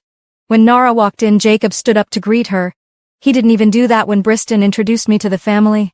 And then Jacob had the nerve to tell Nara to teach me her runway secrets." Yvonne's voice was filled with disbelief and hurt. "What?" Gwen's exclamation was filled with anger and astonishment. "Why does everyone like Nara so much? The moment they see her, they're enamored. What does she have that I don't?" Yvonne's voice was choked with despair. Gwen stood there speechless. The revelation was jarring. "Mum, that's not all. After dinner, Penelope dragged me by the hair. Mum, she actually pulled my hair." Yvonne's cries were heartbreaking. "What? How dare she?" Gwen's anger surged, her face turning crimson. The very thought of her daughter being treated so cruelly was infuriating. "What gave her the right to touch you?" The room grew silent, filled only with the distant sound of Yvonne's sobs. Gwen struggled to process the betrayal. "Why did she pull your hair? Did you say something to upset her?" Yvonne's sobs momentarily ceased. I just told them that Nara was an illegitimate child," she admitted, her voice barely a whisper. "That's it?" Gwen was incredulous. "Yes, Mum, that's all," Yvonne said, her tears starting anew. Gwen sat down beside her daughter, gently tapping her on the back. "Stop crying. There's no need to shed tears over such things." Her voice was soothing, though her mind raced with thoughts of vengeance. She had heard about Penelope's ruthless nature but dismissed it as gossip. Now it seemed the stories were true. "I think it's time I paid Penelope a visit," Gwen said with a determined smirk as she comforted Yvonne. "Mom, that's not all. You should have seen how Briston stared at Nara when she arrived. She looked amazing, wearing the latest designer clothes. Briston couldn't take his eyes off her," Yvonne added, her voice tinged with frustration. Gwen hissed in irritation at Briston's name. "Haven't I told you to stop obsessing over Briston? He shouldn't even be in your thoughts. Let him stare at Nara if he wants. Your main focus should be on Gordon," she said firmly. "But Mom, didn't you say Nara looked different? That's the benefit of being with a millionaire. That's exactly what I want for you," Gwen interrupted, her tone leaving no room for argument. "Mom, it's not that simple. Gordon is so uptight and rude. You should have seen how he spoke to Penelope and Briston today. It was like they were at his mercy." Yvonne's frustration was palpable. "I didn't even get a chance to make my move. He was completely focused on Nara, not letting her out of his sight for a second." Gwen sighed deeply, her resolve unwavering. She was not one to give up easily. "It's late. Get some sleep. We'll talk more about this in the morning," she said finally, rising from the bed. "Good night, Mom," Yvonne murmured. "Good night," Gwen replied, before walking out of the room and leaving Yvonne to her thoughts. Yvonne clutched the bedclothes tightly, her mind replaying the image of Gordon and Nara walking in together. "Gordon Antonov, I must make you mine," she vowed silently, her determination burning brighter than ever. It was already morning when Penelope stood before her dressing mirror, meticulously applying her makeup. The routine was as familiar to her as dawn itself. Her mornings were spent transforming her appearance, knowing that Jacob would see her beauty before he saw anything else. Today she was dressed in a pristine white dress, a gift from Jacob for her birthday. The dress clung to her figure with a grace that seemed to capture the light itself. Jacob, meanwhile, woke up groggily. The traces of sleep still clung to his eyes as he stretched his body and shuffled into the bathroom. The silence between them from the night before was palpable, heavy in the air like a storm waiting to break. Emerging from the bathroom a few minutes later, Jacob found Penelope already dressed, her beauty accentuated by the white dress. Despite the soft morning light, her makeup was flawless, highlighting the delicate features of her face and the subtle lines that time had etched into it. She looked every bit the vision of grace and allure that had first captivated him. "Good morning," Penelope greeted, her voice a gentle melody. She smiled, her lips curving in a way that was both warm and inviting. Jacob glanced at her from head to toe, his gaze lingering on her beauty, but he made no move to acknowledge it. Instead, he walked past her with a determined stride, heading toward his iPad. He was trying to keep his emotions in check, not wanting to let his own weaknesses dictate his reactions. "Are you going to keep on sulking?" Penelope's voice broke through the silence, filled with a hint of concern. "You knew about everything and you kept quiet." Jacob's voice was firm, though his eyes softened slightly as he looked at her. Penelope approached him, her touch light and cold against his skin. She knew the effect her physical presence could have, even if the chill in her touch contrasted sharply with her warm smile. "I just found out about it a few days ago," she said, her voice trembling slightly with sincerity. "Briston told me about it." "And you didn't think it was important enough to share with me?" Jacob's voice cut through the air, tinged with frustration. Penelope's smile remained, though it was a little sadder now. She took a step closer, her beauty and apology intertwined. "I thought you would find out at dinner. I didn't see the need to complicate things." "I am the head of this household," Jacob said, his voice laced with hurt. "Why am I always the last to know about important news?" Penelope's eyes dropped, her apology sincere as she murmured, "I'm sorry I didn't tell you." Jacob studied her, his gaze softening as he took in her striking beauty, the makeup that enhanced her features, the way the white dress draped over her figure, accentuating her elegance. Despite the tension, her presence was magnetic. "You and your ways of getting me to forgive you," Jacob said, his voice now carrying a hint of warmth as he smiled. Penelope closed the distance between them and wrapped her arms around him. "I hope I have been forgiven," she whispered, her voice a delicate plea. Jacob's heart softened as he held her close, the emotional weight of their conversation lightening as he allowed himself to be swayed by the beauty and sincerity before him. Jacob smiled gently before breaking off from the embrace, his eyes searching Penelope's face. Her once radiant demeanor had shifted to one of sadness and concern. "What is it? Haven't I forgiven you?" Jacob asked, his voice tender but laced with curiosity. "It's not that," Penelope replied, her voice trembling with a mix of frustration and apprehension. "What is it?" Jacob's face grew worried as he reached out, sensing her distress. "It's Gordon," she said quietly, her eyes downcast as she tried to gauge his reaction. Jacob sighed heavily and gently pushed her away, retreating to his bed where he pulled the duvet over himself, as if to shield him from both the conversation and his thoughts. "Jacob, didn't you hear me?" Penelope's voice quivered with surprise and hurt at his dismissive gesture. "I did," Jacob responded nonchalantly, his attention shifting to his iPad as he scrolled through emails, seemingly indifferent. "Don't you have anything to say about the way your son talks to me?" Penelope's voice rose in frustration, her feelings clearly raw. "Penelope, I've told you countless times to ignore Gordon. He'll come around when he chooses to. What more do you want me to say?" Jacob's tone was sharp, reflecting his exasperation.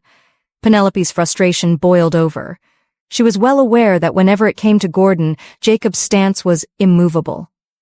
"Do you expect me to endure all his excesses? You've been enduring it for the past 20 years, haven't you? Besides, you don't even see Gordon every day, so I don't understand why it's such a problem now."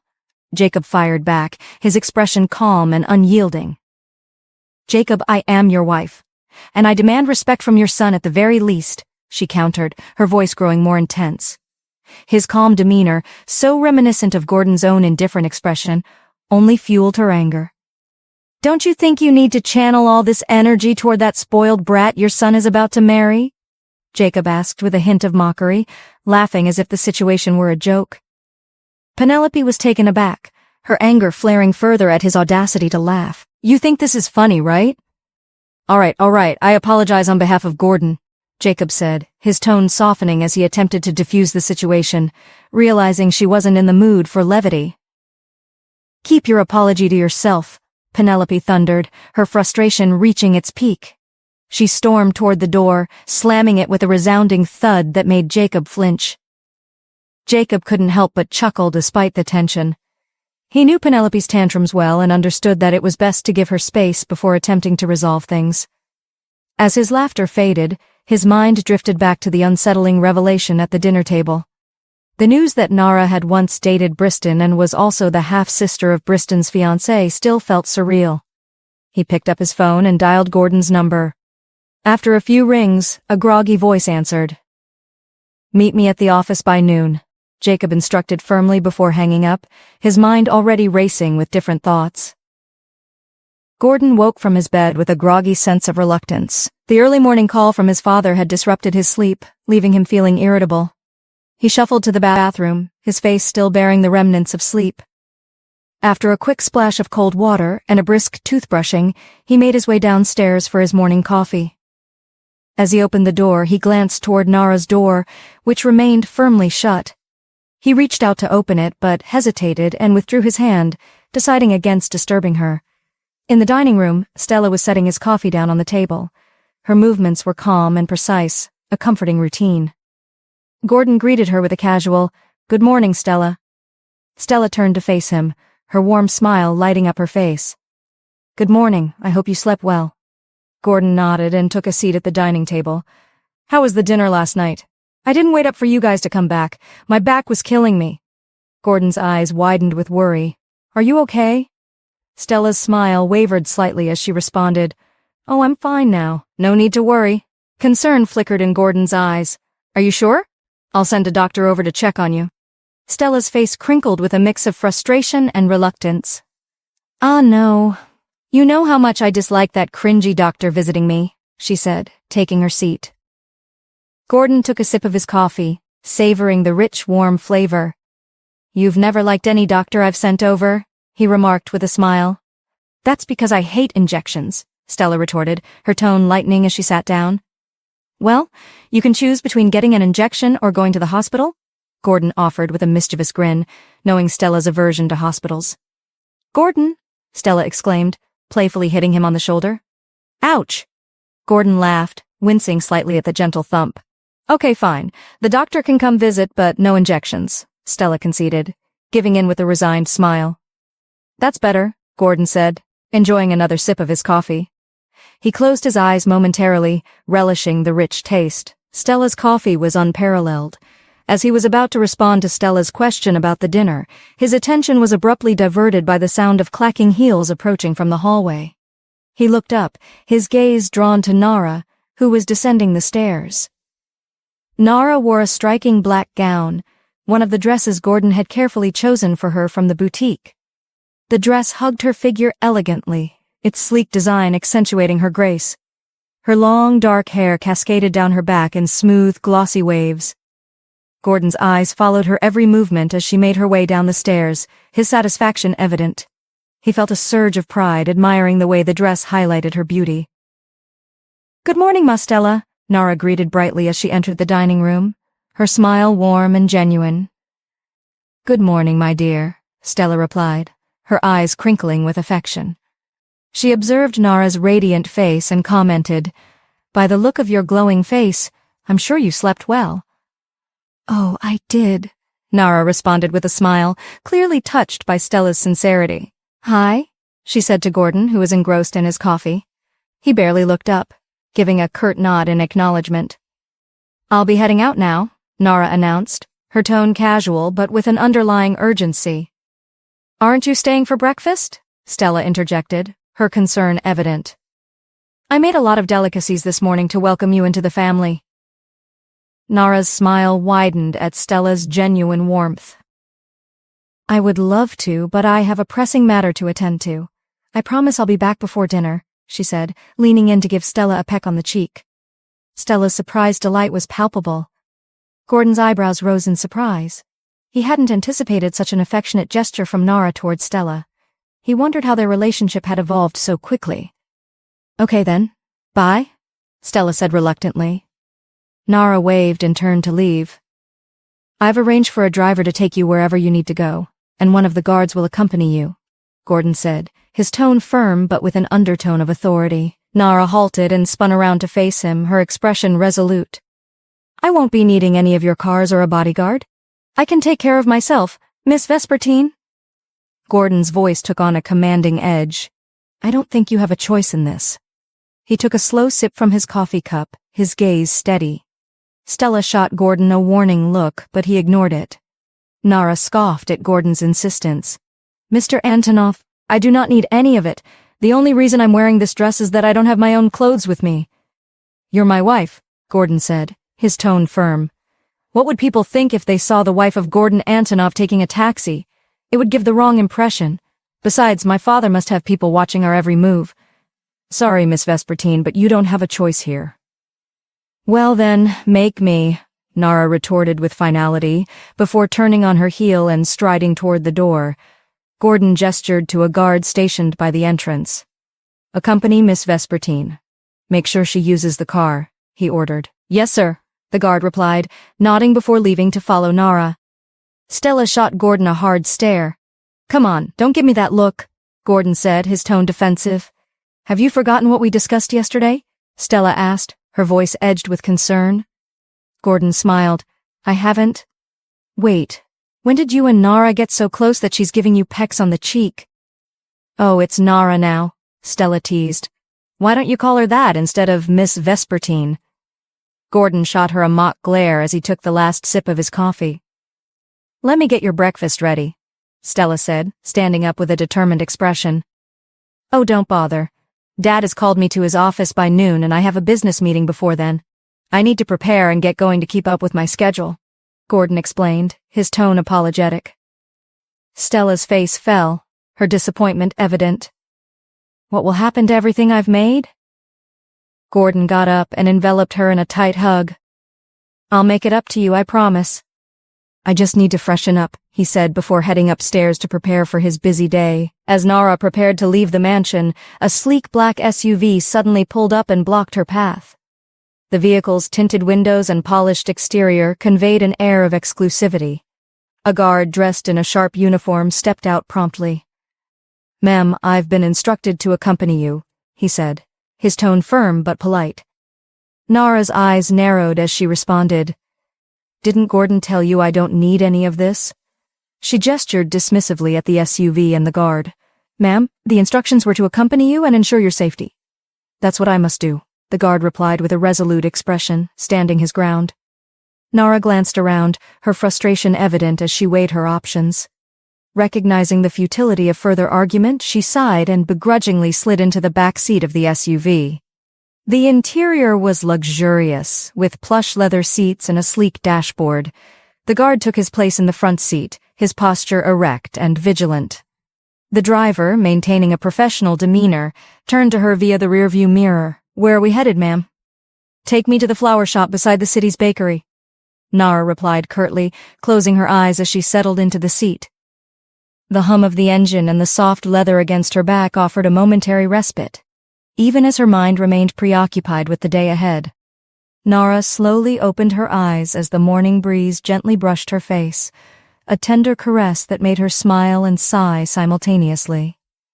She tenderly touched the pendant hanging from her neck, pressing a kiss on its surface. Inside was a small photograph of a young woman, her mother, Hilda. Today, as every 6 months, she was on her way to visit her mother's grave. Ma'am, we have arrived, the driver announced, bringing the car to a stop. Nara glanced up at the large flower shop, its exterior adorned with intricate, flowing floral patterns. The bodyguard swiftly emerged and opened the car door for her. Nara exhaled softly and stepped out. As she approached the flower shop, the bodyguard followed closely behind. Nara turned to him, a mix of frustration and pleading in her eyes. Are you coming in too? She asked, gesturing towards the shop. Ma'am, my instructions are to accompany you wherever you go, he replied firmly.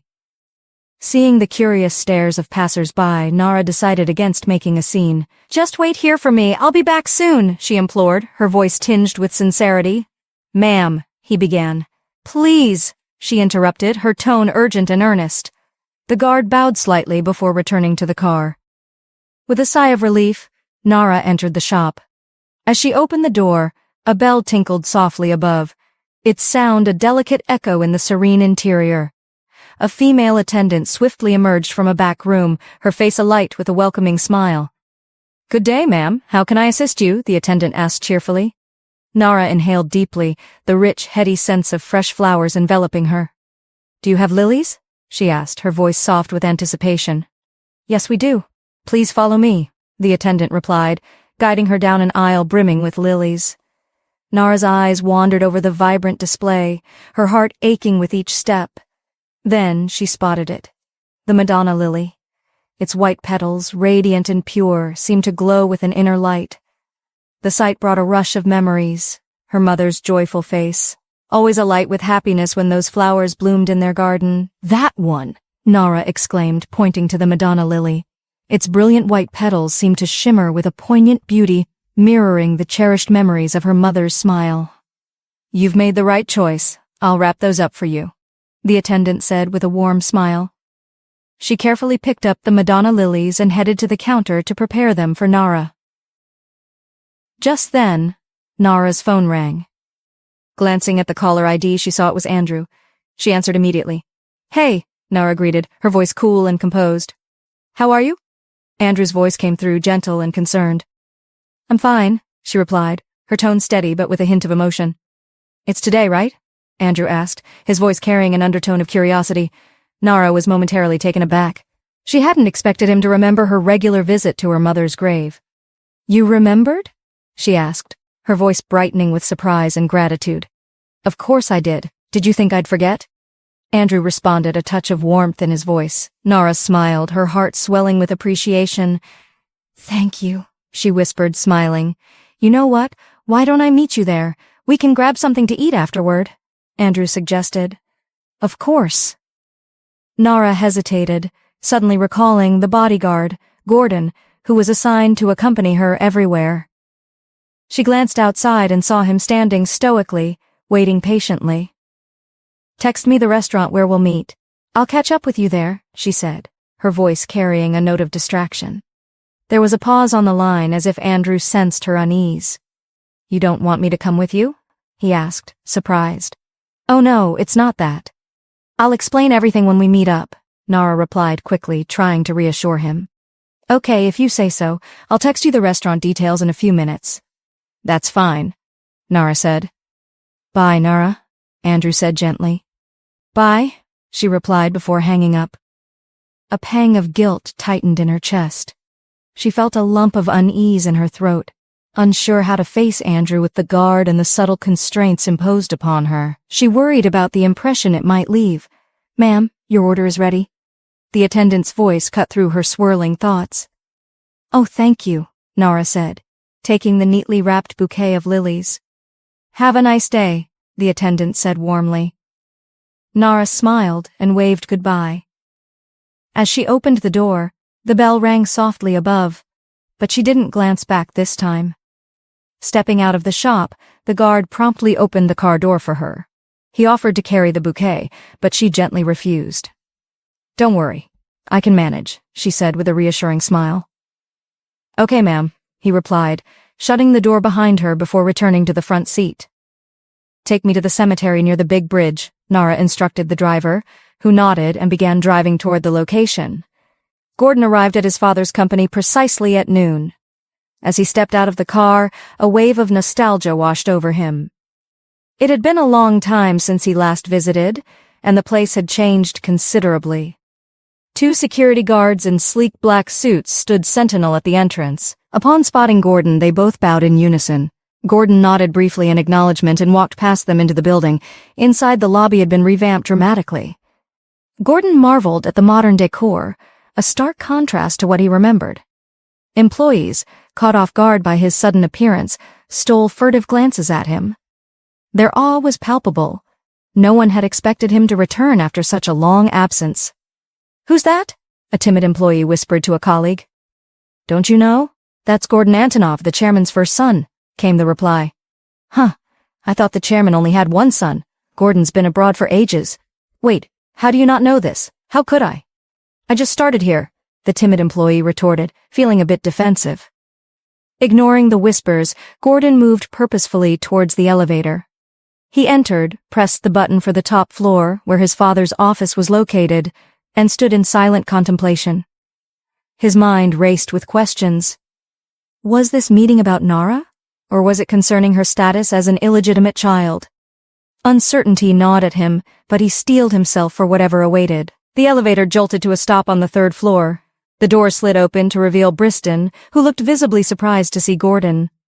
Gordon's irritation flared, but he forced himself to maintain his composure, staring straight ahead. Briston stepped into the elevator, his eyes widening in disbelief. "What are you doing here?" he asked, as the doors closed behind him. Gordon remained silent, his mood too dark for small talk. He slipped his hands into his trouser pockets, staring straight ahead. Briston's expression shifted to one of annoyance. "Did you hear me?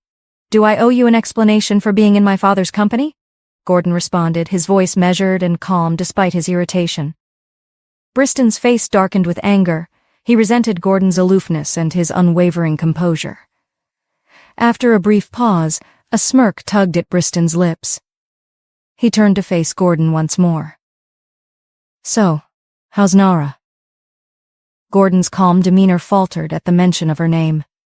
He turned to face Briston, his expression hardening. "And what's that to you?" Briston's smile grew wider. "It's my business, seeing as she was my ex. Don't you think we should keep tabs on each other?" he said, his tone dripping with insincerity. Gordon's face darkened, his composure slipping. "Briston, keep my wife's name out of your mouth. Or else." "Or else what?" Briston interrupted sharply, a hint of challenge in his tone. "Do not test me," Gordon said firmly, his eyes locked onto Briston's with a steely resolve. The air between them crackled with tension, each word a potential spark for further conflict. Briston's gaze fixed on Gordon, recognizing the familiar intensity in his eyes, a clear signal that something fierce was brewing. The memory of their last altercation surfaced, a brutal fight that had led to Gordon's departure abroad and left Briston hospitalized for weeks.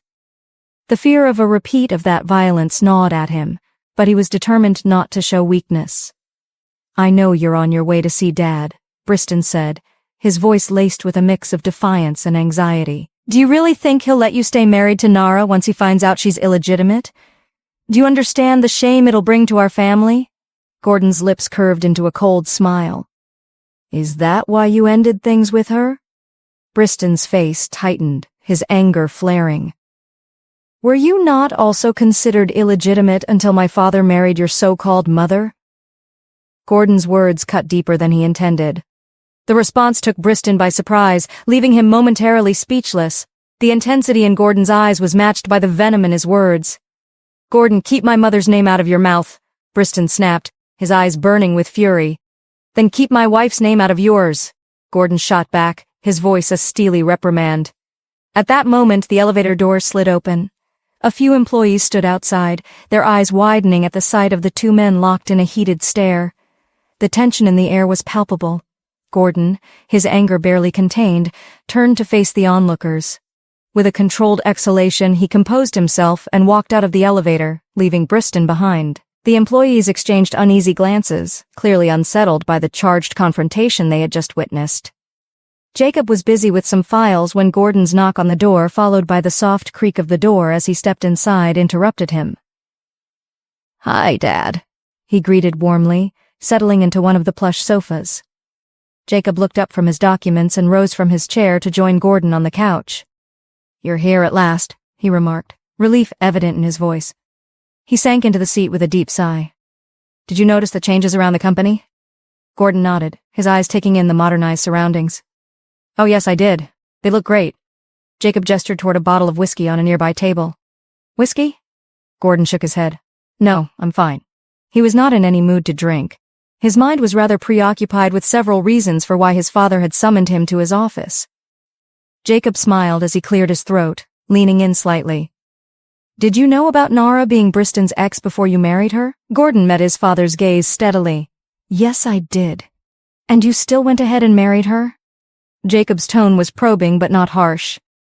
Gordon crossed his legs and smiled softly. "Dad, I love Nara deeply. Whatever she had with Briston is in the past." Jacob scrutinized him, searching for any sign of insincerity. Finally, he relaxed onto his sofa, a thoughtful smile on his lips. You know, I actually like her. Who? Gordon asked, his interest piqued. Nara, of course. I find her very interesting. She has a spark that's hard to ignore, Jacob said, his eyes twinkling with admiration. Really? Yes, really. I didn't realize you also inherited my knack for choosing the best, Jacob said with a chuckle. The two of them burst into genuine laughter, the air lightening with shared humor. So, you don't have any issues with her being illegitimate? Gordon asked, his tone laced with concern. Jacob's smile remained unchanged. Was that why you didn't bring her home when you first got married? Gordon fell silent, his mind racing for the right words. I knew something was off about her response when I asked. Jacob continued, a hint of understanding in his voice. Dad, it's not like that, Gordon replied, trying to calm his nerves. Well, I don't have a problem with her status, legitimate or not. What matters is that you love her, Jacob said, his tone reassuring and warm. Gordon's shoulders relaxed, a sigh of relief escaping him. He hadn't expected his father to be so accepting so easily. Indeed, Nara's unique charm was undeniable. Why isn't she under Dynasty agency? Jacob suddenly asked, his curiosity piqued. Huh? Gordon replied, puzzled. Why didn't you use your influence to get her into Dynasty? We're major shareholders in the agency, Jacob explained. Gordon paused, contemplating the question. Nara insisted she wanted to make it on her own, he said finally. Jacob's laughter was hearty and genuine. Get her under Dynasty. She's now an Antonov after all. Gordon smiled, his heart lighter. Everything was falling into place just as he had hoped. Briston stormed into the office, his face set in a scowl. Jacob looked up from where he sat, his eyes flashing with irritation. Don't you know how to knock? He snapped, his voice sharp. Sorry, Dad, Briston mumbled, his gaze flickering towards Gordon, who was lounging comfortably in the corner. The sight surprised him. He had expected Gordon to be glum, anticipating Jacob's disapproval of his relationship with Nara. Gordon, sensing the tension, stood up slowly. I'll be on my way, Dad, he said, his tone respectful yet resigned. Okay, son, Jacob replied with a forced smile. Give my regards to Nara and tell her to come visit us another time. Gordon nodded and walked past Briston, who seethed with barely contained anger. Briston waited until Gordon had exited the office before turning to face his father. Dad, you can't be okay with Gordon and Nara's relationship, Briston began, his voice trembling slightly with frustration. Jacob paused, his eyes narrowing as he reached for a bottle of whiskey. He poured himself a generous measure into a glass, the amber liquid catching the light. Why not? Is there a problem? Jacob asked, his tone casual as he took a sip from his glass. Dad, she's illegitimate. Don't you think that could damage our reputation? Briston's voice rose with mounting desperation. Jacob took another long swallow, emptying his glass with a measured calmness. What reputation? He asked, his eyes cold and unreadable. Briston felt his resolve crumble, the weight of Jacob's indifferent gaze pressing down on him. He had hoped his father would see things his way, but it was clear he had miscalculated. But Dad! Briston tried again, his voice faltering. Briston! Jacob's voice boomed, cutting him off with finality. I don't want to discuss this issue any further. Nara is part of the family now, and that's that. But Dad, don't you think there's something off about their marriage? Briston pressed, trying to convince Jacob of his concerns. Jacob fixed him with a steady, penetrating look. Off? Why do you think it's off? Yes, Dad, it's off. How can Gordon suddenly claim he's been married for a while? And when I was at Nara's father's birthday party, Yvonne told me she introduced someone as her... Enough. Jacob's voice was a thunderclap, cutting Briston off abruptly. But Dad... Briston's plea was cut short. Don't you think you should focus more on that loudmouth you're about to marry? Jacob said, his tone dripping with disdain. Yvonne? Briston asked, taken aback. Yes, Yvonne, I still can't believe she's Nara's sister. What's wrong with Yvonne, Dad? At least she's legitimate. Briston shot back, trying to defend his fiancée. Jacob burst into harsh laughter, the sound echoing off the walls. Do you think it's about being legitimate or not? Yvonne's character is revolting. Just hearing her name sends shivers down my spine. Briston was stunned, his father's harsh words striking a deep chord. Though he knew Jacob was right about Yvonne, he struggled to let go of his own stance. "I need to finish up some paperwork," Jacob said, standing up and brushing past Briston with an air of finality. Defeated, Briston clenched his fist tightly, his knuckles turning white. With a heavy sigh, he turned and walked out of the office, his shoulders slumped in resignation. As Briston stepped out of the office, his phone buzzed insistently. He glanced at the caller ID and saw Yvonne's name flashing on the screen. With a frustrated sigh, he hung up without answering. But almost immediately, the phone rang again. This time, he answered with a mix of irritation and resignation. "What?" he barked, his voice carrying a sharp edge that caused nearby employees to glance at him in surprise. "Hi, babe," Yvonne's voice came through, too calm and soothing, aggravating him even more. "What do you want?" he snapped, unable to hide his frustration. "Don't tell me you're still upset over what I said last time," she replied, her tone nonchalant. "Yvonne, what do you want?" Briston's voice was heavy with seriousness, demanding an answer. "Okay, fine, I'm sorry," she said, her apology sounding hollow and insincere. "Is that all?" Briston's voice was taut with anger. "Briston, don't—" "Bye, Yvonne." He cut her off sharply, slamming the phone down and stuffing it roughly into his pocket. He stormed back into his office, his anger manifesting at every step. He marched to his desk and, with a violent swipe, sent papers scattering across the floor. "Ah!" he exclaimed in frustration, the sound escaping him before he collapsed into his chair, his body sinking wearily against the backrest. He was engulfed in a storm of emotions. Ever since Gordon's unexpected return, his life had spiraled into chaos.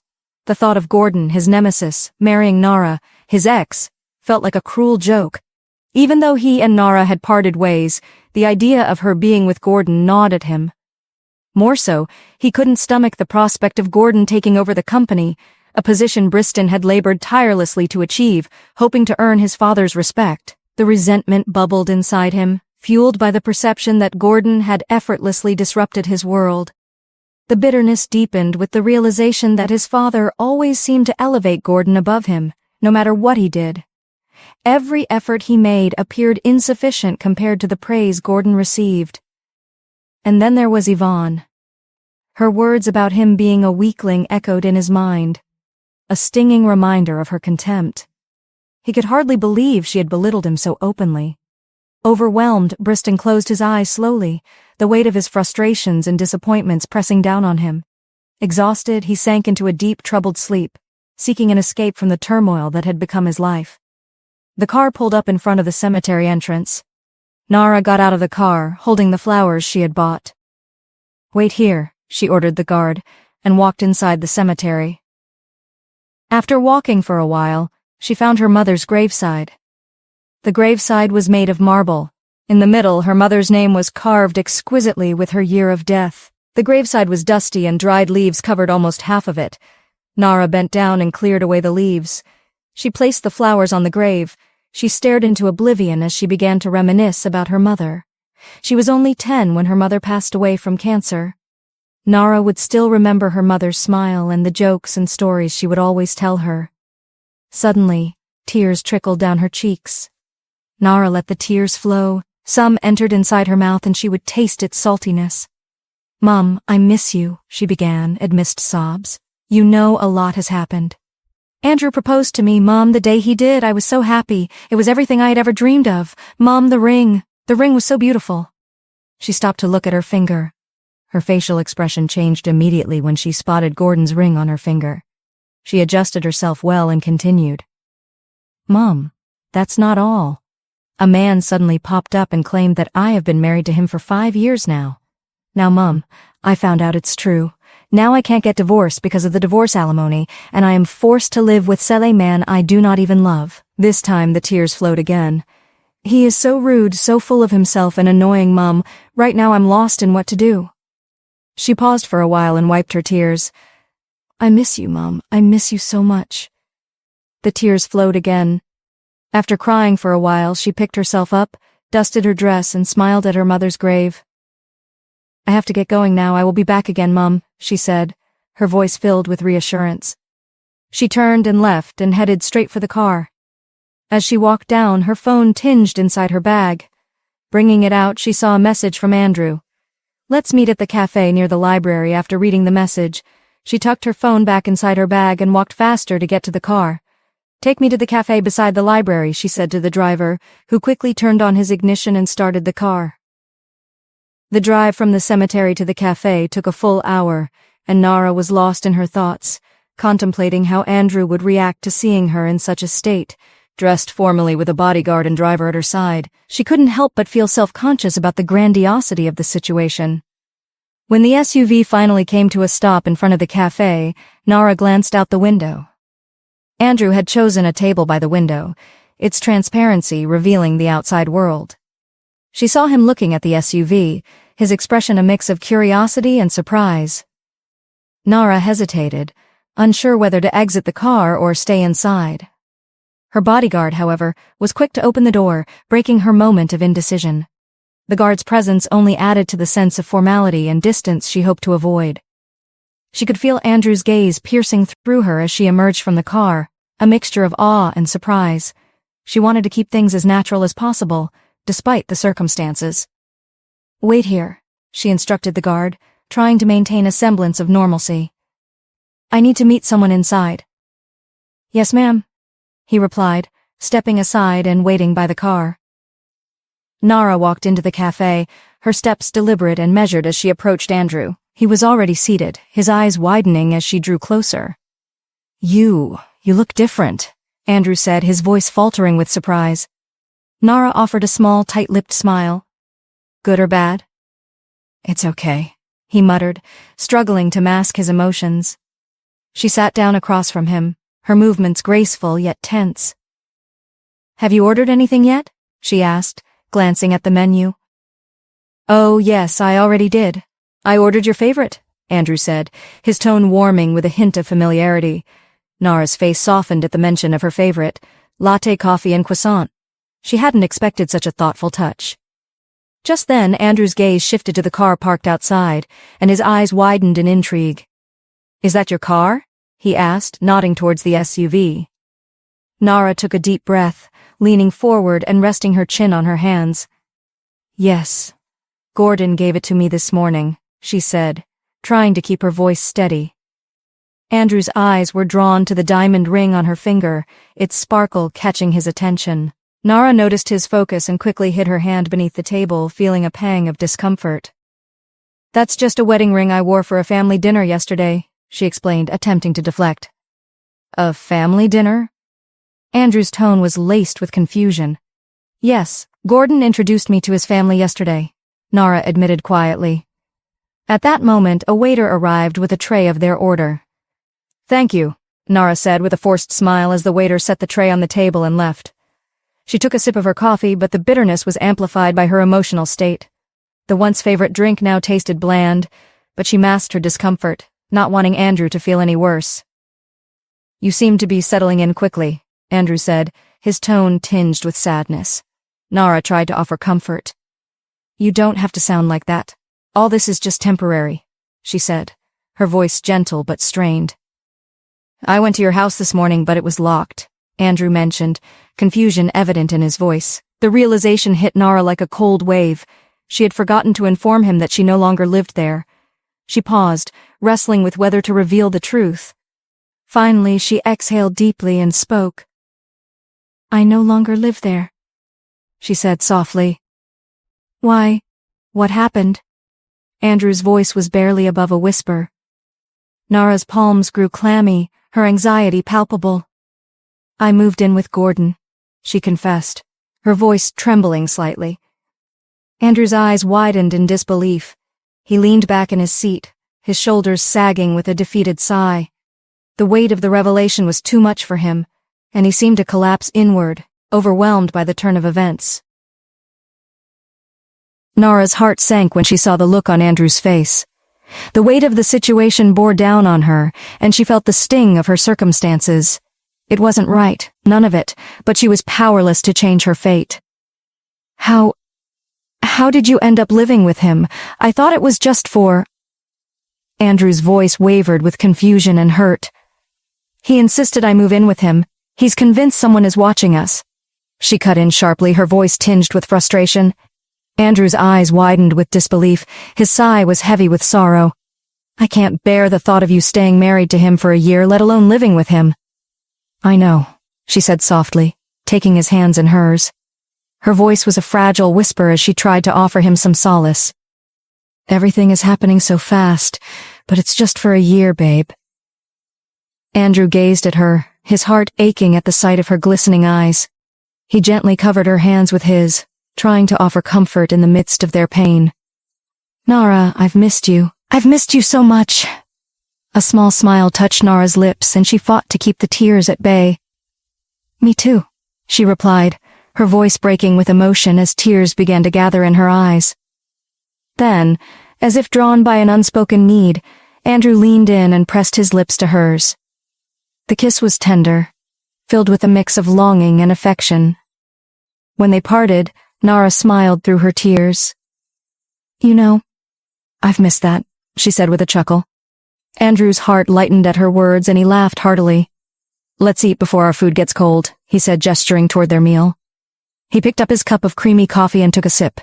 As he raised his face, Nara burst into a hearty laugh, her eyes twinkling as she pointed at him. What's wrong? Andrew asked, puzzled.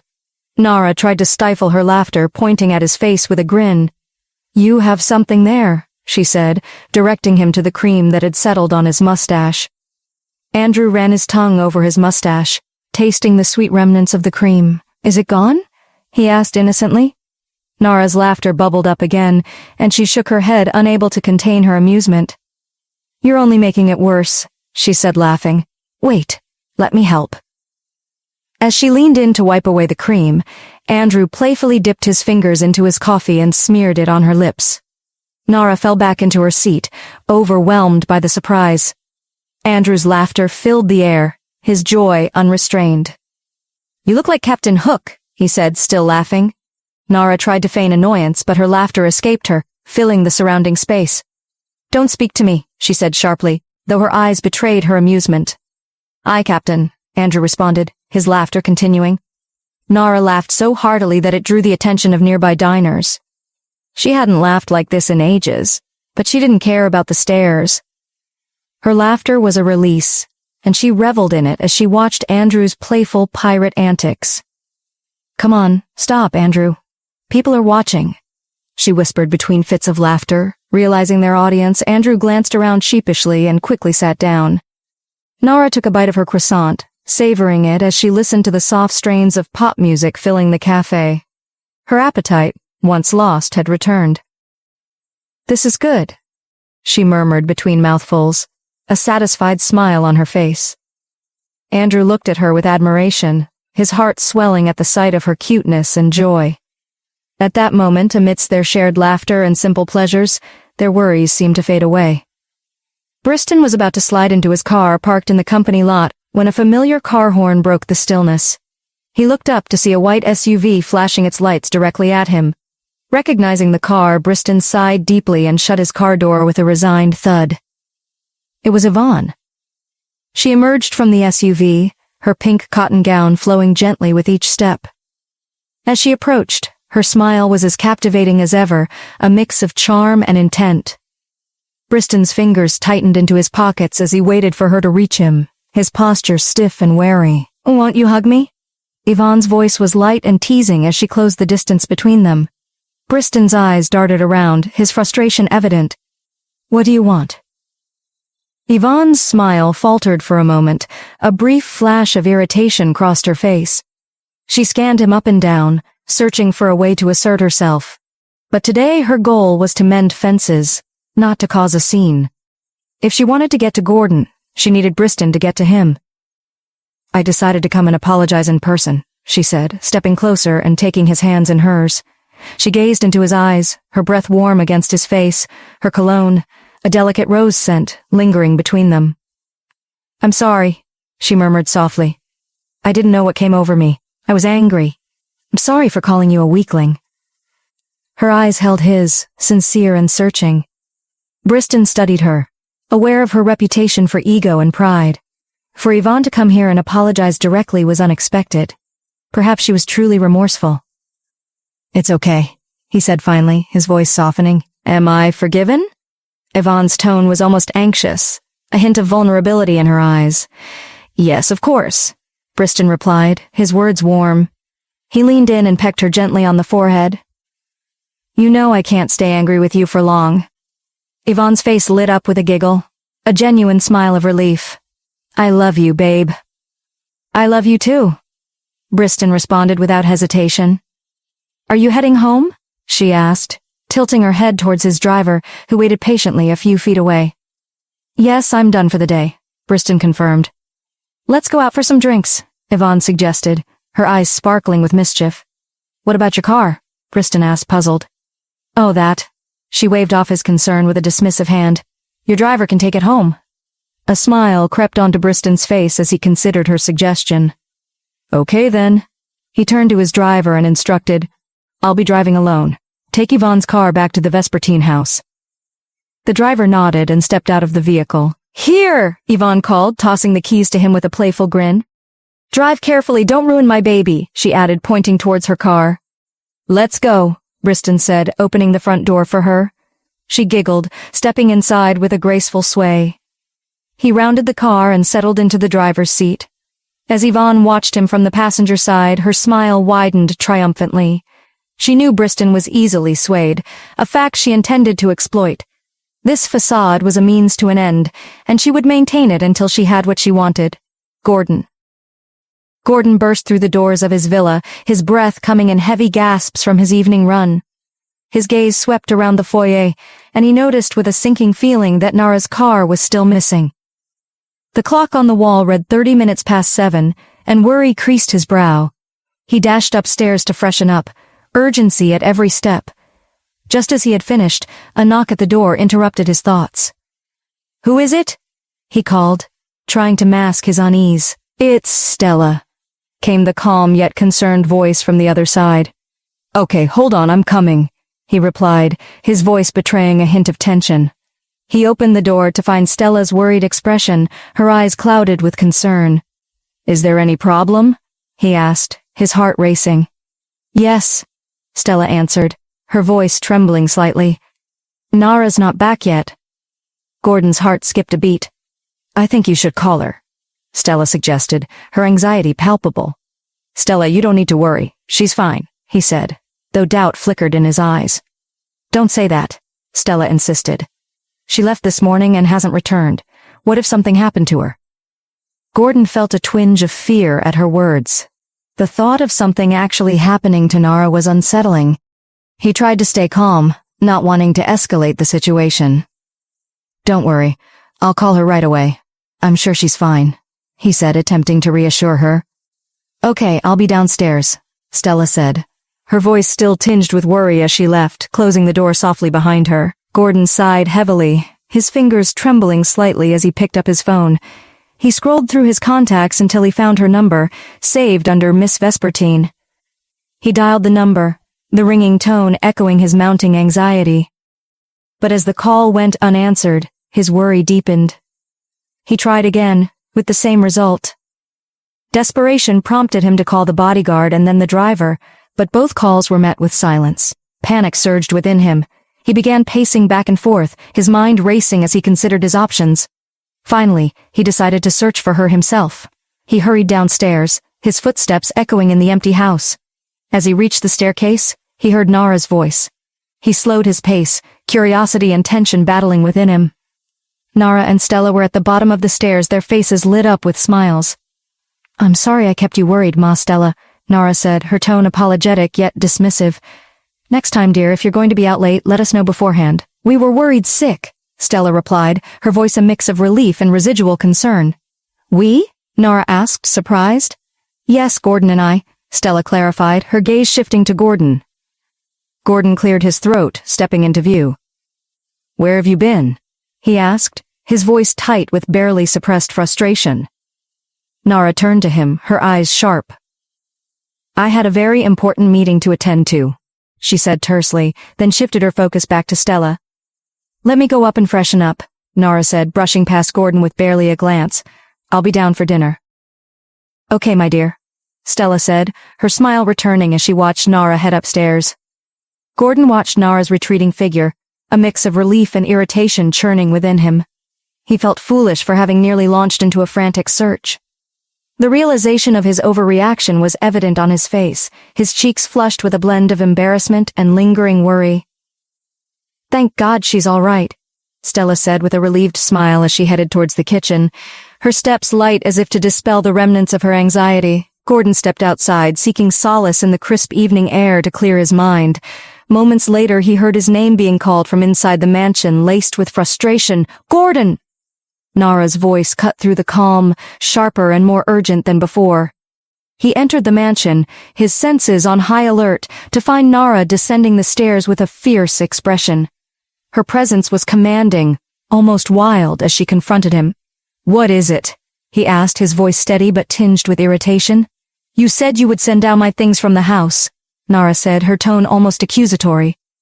"Are you blind?" Gordon retorted, his frustration bubbling up. "Didn't you see your belongings in your room? My alarm clock, where is my alarm clock?" Nara demanded, her eyes flashing with annoyance. "What alarm clock?" Gordon replied, puzzled.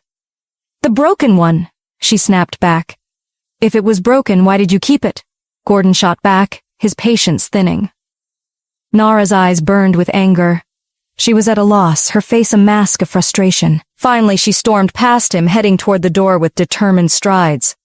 "Now where are you going again?" Gordon called after her, bewildered. "To get my clock!" she shouted over her shoulder. Gordon was taken aback. The intensity of her reaction to an ordinary alarm clock seemed disproportionate. What was so special about it? The sky was darkening and he couldn't let her venture out alone. "Wait, Nara," he called, turning toward her, but she was already out of sight. He sprinted outside, spotting her by the gate, her silhouette tense and restless as she searched for a taxi. Concern etched across his face. Gordon felt a pang of urgency. Why is she so fixated on that clock? He wondered, shaking his head in disbelief. Realizing the danger of her wandering alone, he hurried to his car. He signaled to his driver, snatching the keys and starting the engine with a determined urgency. As he drove through the dim streets, he saw Nara's figure illuminated by the headlights.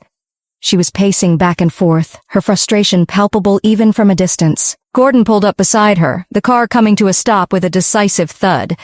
The window slid down and his face appeared, a mix of frustration and concern etched into his features. "Get in," he commanded, his voice a blend of soothing authority and firm resolve. The ride to Nara's house was shrouded in an uneasy silence. Nara was lost in contemplation, grappling with Gordon's unpredictability. One moment he was nice, and the next he could be anything but that. As she glanced at him, she couldn't help but notice the charm that first drew her to him, a charm now marred by his shifting demeanor. His face remained impassive as he focused on the road. "Are you going to keep staring at me or direct me on which turn to take?" Gordon's voice broke the stillness, catching her off guard. Nara quickly looked away, her cheeks flushing with embarrassment. How did he notice her gaze? "Take a left," she instructed, trying to mask her embarrassment. The car came to a stop outside her house, the cold air biting at her skin. She wrapped her arms around her slender frame, shivering slightly in the black dress she'd worn all day. "Let's go in," Nara said with a firm tone, striding towards the door.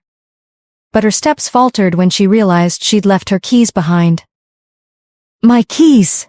she exclaimed, turning to Gordon, who stood beside her, his presence a mix of annoyance and amusement. "I forgot my keys," she added, a note of frustration in her voice. Gordon's eyes twinkled with a mixture of mirth and exasperation. "Don't you have a spare key or something?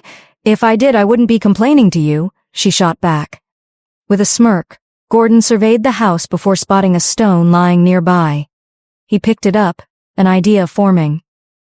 "Step aside," he said, moving toward the window nearest the door. "Don't tell me you—" Nara's protest was drowned out by the sound of the window shattering. Gordon's hands reached through the jagged glass, feeling around for the door lock. After a few tense moments, he managed to unlock it with a decisive click. He carefully extracted his hands and opened the door, the creak of the hinges echoing in the quiet night.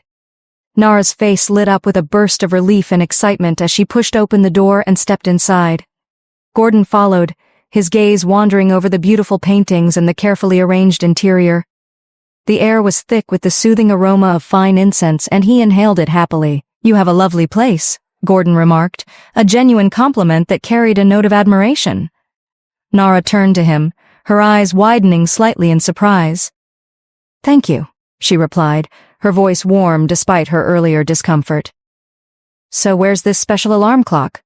Gordon asked, scanning the room with interest. Wait here, let me get it, Nara said, quickly heading up the stairs to her bedroom. Gordon continued to explore, appreciating the serene, cozy ambiance of her home.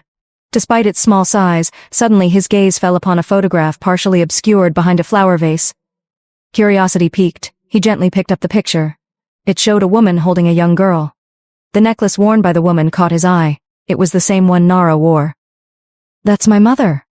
Nara's voice startled him as she reappeared. Gordon jumped slightly, placing the picture back down. I didn't hear you come down the stairs, he admitted, trying to mask his surprise. I assume the little girl is you? Nara nodded, her expression softening. The picture was taken when I was 10. It's the last and only one I have of us together. Last and only? Gordon echoed, a note of concern creeping into his voice. Yes, my mother passed away from cancer when I was 10, she said calmly, her words carrying a weight of quiet acceptance. Gordon was taken aback. He had known about her mother's death but hadn't known the cause. I'm sorry, he said earnestly. Nara's lips curved into a gentle smile. Oh, don't be. You only say sorry when you've caused something. Gordon chuckled at her lightheartedness, his gaze shifting to the clock she had just retrieved. Is that the alarm clock? Yes, it was my mother's, Nara said, her fingers brushing the clock with tenderness. One of the few things I have to remember her by. Gordon examined the clock, noting its age and the wear and tear it had suffered over the years. It was an antique, with cracks and faded spots, clearly out of commission. He nodded in acknowledgement, his respect for her attachment evident. I think we're done here. Let's go, Gordon suggested, ready to leave. Hold on, Nara exclaimed, noticing something amiss. She dropped the clock on the table and hurried to his side. Your arm! It's bleeding! Gordon glanced down at his arm, now stinging with pain. He had a deep cut, its crimson hue stark against his skin. It must have been from the broken window, Nara observed, her voice laced with concern. Oh, don't worry, it's nothing, Gordon said, attempting to downplay his discomfort, though the pain was becoming more pronounced. This is nothing, Gordon. It's deep, Nara insisted, her gaze intent as she examined the wound.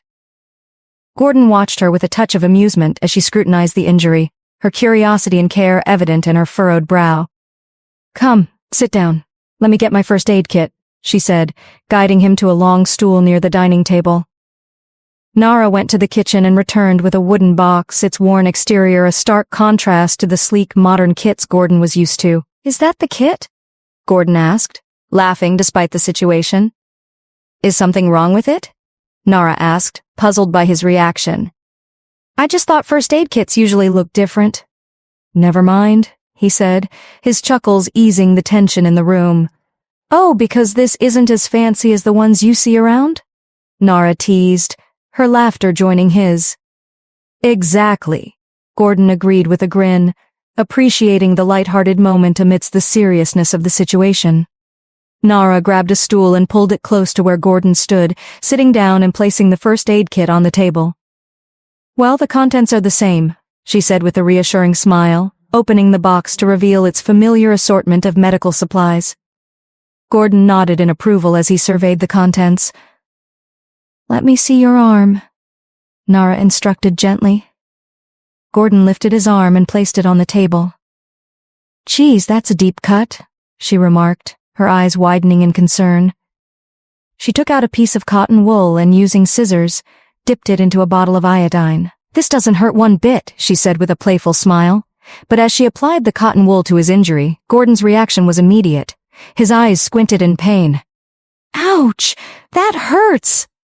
You said it wouldn't hurt, he protested, his voice tinged with discomfort. Nara burst into laughter at his reaction, finding it hard to believe that Gordon Antonov could be so sensitive. She watched him close his eyes in response to the sting, and her laughter filled the room. She began to blow gently on his wound, her warm breath providing unexpected comfort. Gordon, initially in pain, felt a soothing calm wash over him as she blew on the injury. Her breath was like a gentle balm, easing the sting. "Thank you," he murmured, his gratitude evident. Nara looked at him with a smile, her eyes twinkling with amusement. "Now for some ointment," she said, preparing to apply it. "Does this hurt too?" Gordon asked, bracing himself. "Yes, it does. Better hold on to something," Nara replied with a teasing grin. Gordon clamped his lips tightly and gripped the table as Nara applied the ointment. To his surprise, the sting was minimal compared to the iodine, and he found the cold sensation oddly refreshing. "Ha! You thought it was going to hurt," Nara laughed, clearly enjoying his reaction. Gordon eyed her playfully and joined in the laughter, appreciating the lightheartedness of the moment. "Now, a gift for being such a brave boy," Nara said, standing up and heading to the counter.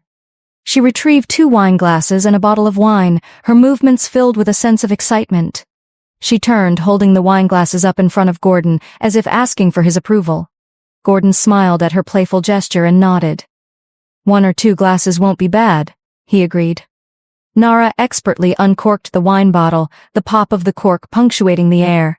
She poured a generous amount into each glass and handed one to Gordon. "Cheers," she said, clinking her glass against his. Gordon took a sip, savoring the wine's rich flavor. This is nice," he remarked appreciatively. "You like it?" Nara asked, her eyes sparkling with anticipation. "Of course," Gordon replied, nodding enthusiastically and taking another gulp, finishing his glass. Nara poured more wine into his glass, refilling it. They continued to drink and enjoy each other's company. As they sipped their wine, Nara suddenly became introspective, her gaze fixed intently on Gordon. He shifted uncomfortably under her scrutiny, trying to avoid her gaze. "Stop doing that. You're making me uneasy," he said with a smile, attempting to deflect. "Tell me about yourself, Gordon," Nara said, still gazing into his eyes with curiosity. "Myself?" Gordon asked, slightly taken aback. "Yes, you. Who is Gordon Antonov? It's all in the email I sent," he replied, attempting to brush off her inquiry. Nara burst into laughter again, her amusement palpable. "Tell me about you? Who is Gordon Antonov?" she repeated, her smile unwavering as she waited for his response. Everywhere became silent. The only sound that was heard was the ticking hands of the alarm clock. Edward Vespertine sat on his bed, his posture rigid as if the weight of his thoughts were physically anchoring him to the spot. His eyes, distant and unfocused, stared into nothingness, a mirror to the tumult within. The quiet of the room seemed to amplify his inner turmoil, each minute detail of the space starkly contrasting the chaos in his mind. Gwen entered with a soft, deliberate step, her presence a gentle interruption. She carried a tray with his medication and a cup of water, her movements careful and purposeful. When she spoke, her voice was tinged with concern. "What's troubling you?" she asked, offering him the cup of water. Edward's response was a non-committal murmur. Nothing really. His tone was hollow, lacking conviction. He took the medicine from the tray, his hand trembling slightly, and swallowed the pills with a gulp of water, the act feeling mechanical and detached. Gwen's expression shifted from concern to a subtle frown. She placed the cup and tray on the dressing table, her movements now charged with a hint of frustration. "You can't tell me nothing. You didn't even notice when I came in," she said, her voice carrying an edge of disappointment. Edward, avoiding her piercing gaze, shifted uncomfortably. "Gwen, has Nara reached out after the incident at the party?" His question was laced with a desperation he tried to mask. At the mention of Nara, Gwen's demeanor darkened further. She sighed deeply, a sound of resignation mixed with frustration. "Since when did you start caring about the whereabouts of Nara?" she asked, her tone accusatory and weary. She turned away, placing the cup and tray with deliberate slowness, her back stiff. I mean, has she resolved the whole marriage issue?" Edward asked again, his voice trailing off as he looked away, his gaze fixed on a spot on the floor. Gwen's face tightened into a stern expression, her eyes narrowing. "Wait, don't tell me you wish the marriage was true?" she said, her voice filled with incredulity. Edward's silence was telling, his refusal to meet her eyes a clear admission of his conflicted feelings. "When did I say that?" he replied, his voice a mix of defensiveness and uncertainty. "Well, it felt like that," Gwen shot back, her tone sharp with frustration. "Never mind," Edward said abruptly, his voice carrying an undercurrent of defeat as he tried to shift the conversation. Let's get to bed. It's late already. Gwen's stare lingered on him for a moment, her frustration palpable. She walked to her side of the bed, her movements stiff, and lay down, the rustle of the sheets a stark contrast to the silence that followed. Good night, Edward murmured as he covered himself with the duvet, his voice barely a whisper. Gwen, her face set in a mask of unresolved tension, did not respond. Instead, she reached for the nightlamp, switching it off with a deliberate motion, plunging the room into darkness. In the enveloping quiet, Edward remained awake, his thoughts swirling like storm clouds. The question of Nara's marriage weighed heavily on him, an unanswered riddle that gnawed at his resolve. He had always envisioned a partnership with the Antonovs, and Nara was the key to realizing his ambitions. The uncertainty of her marital status loomed large, a shadow over his plans that he could not easily dispel.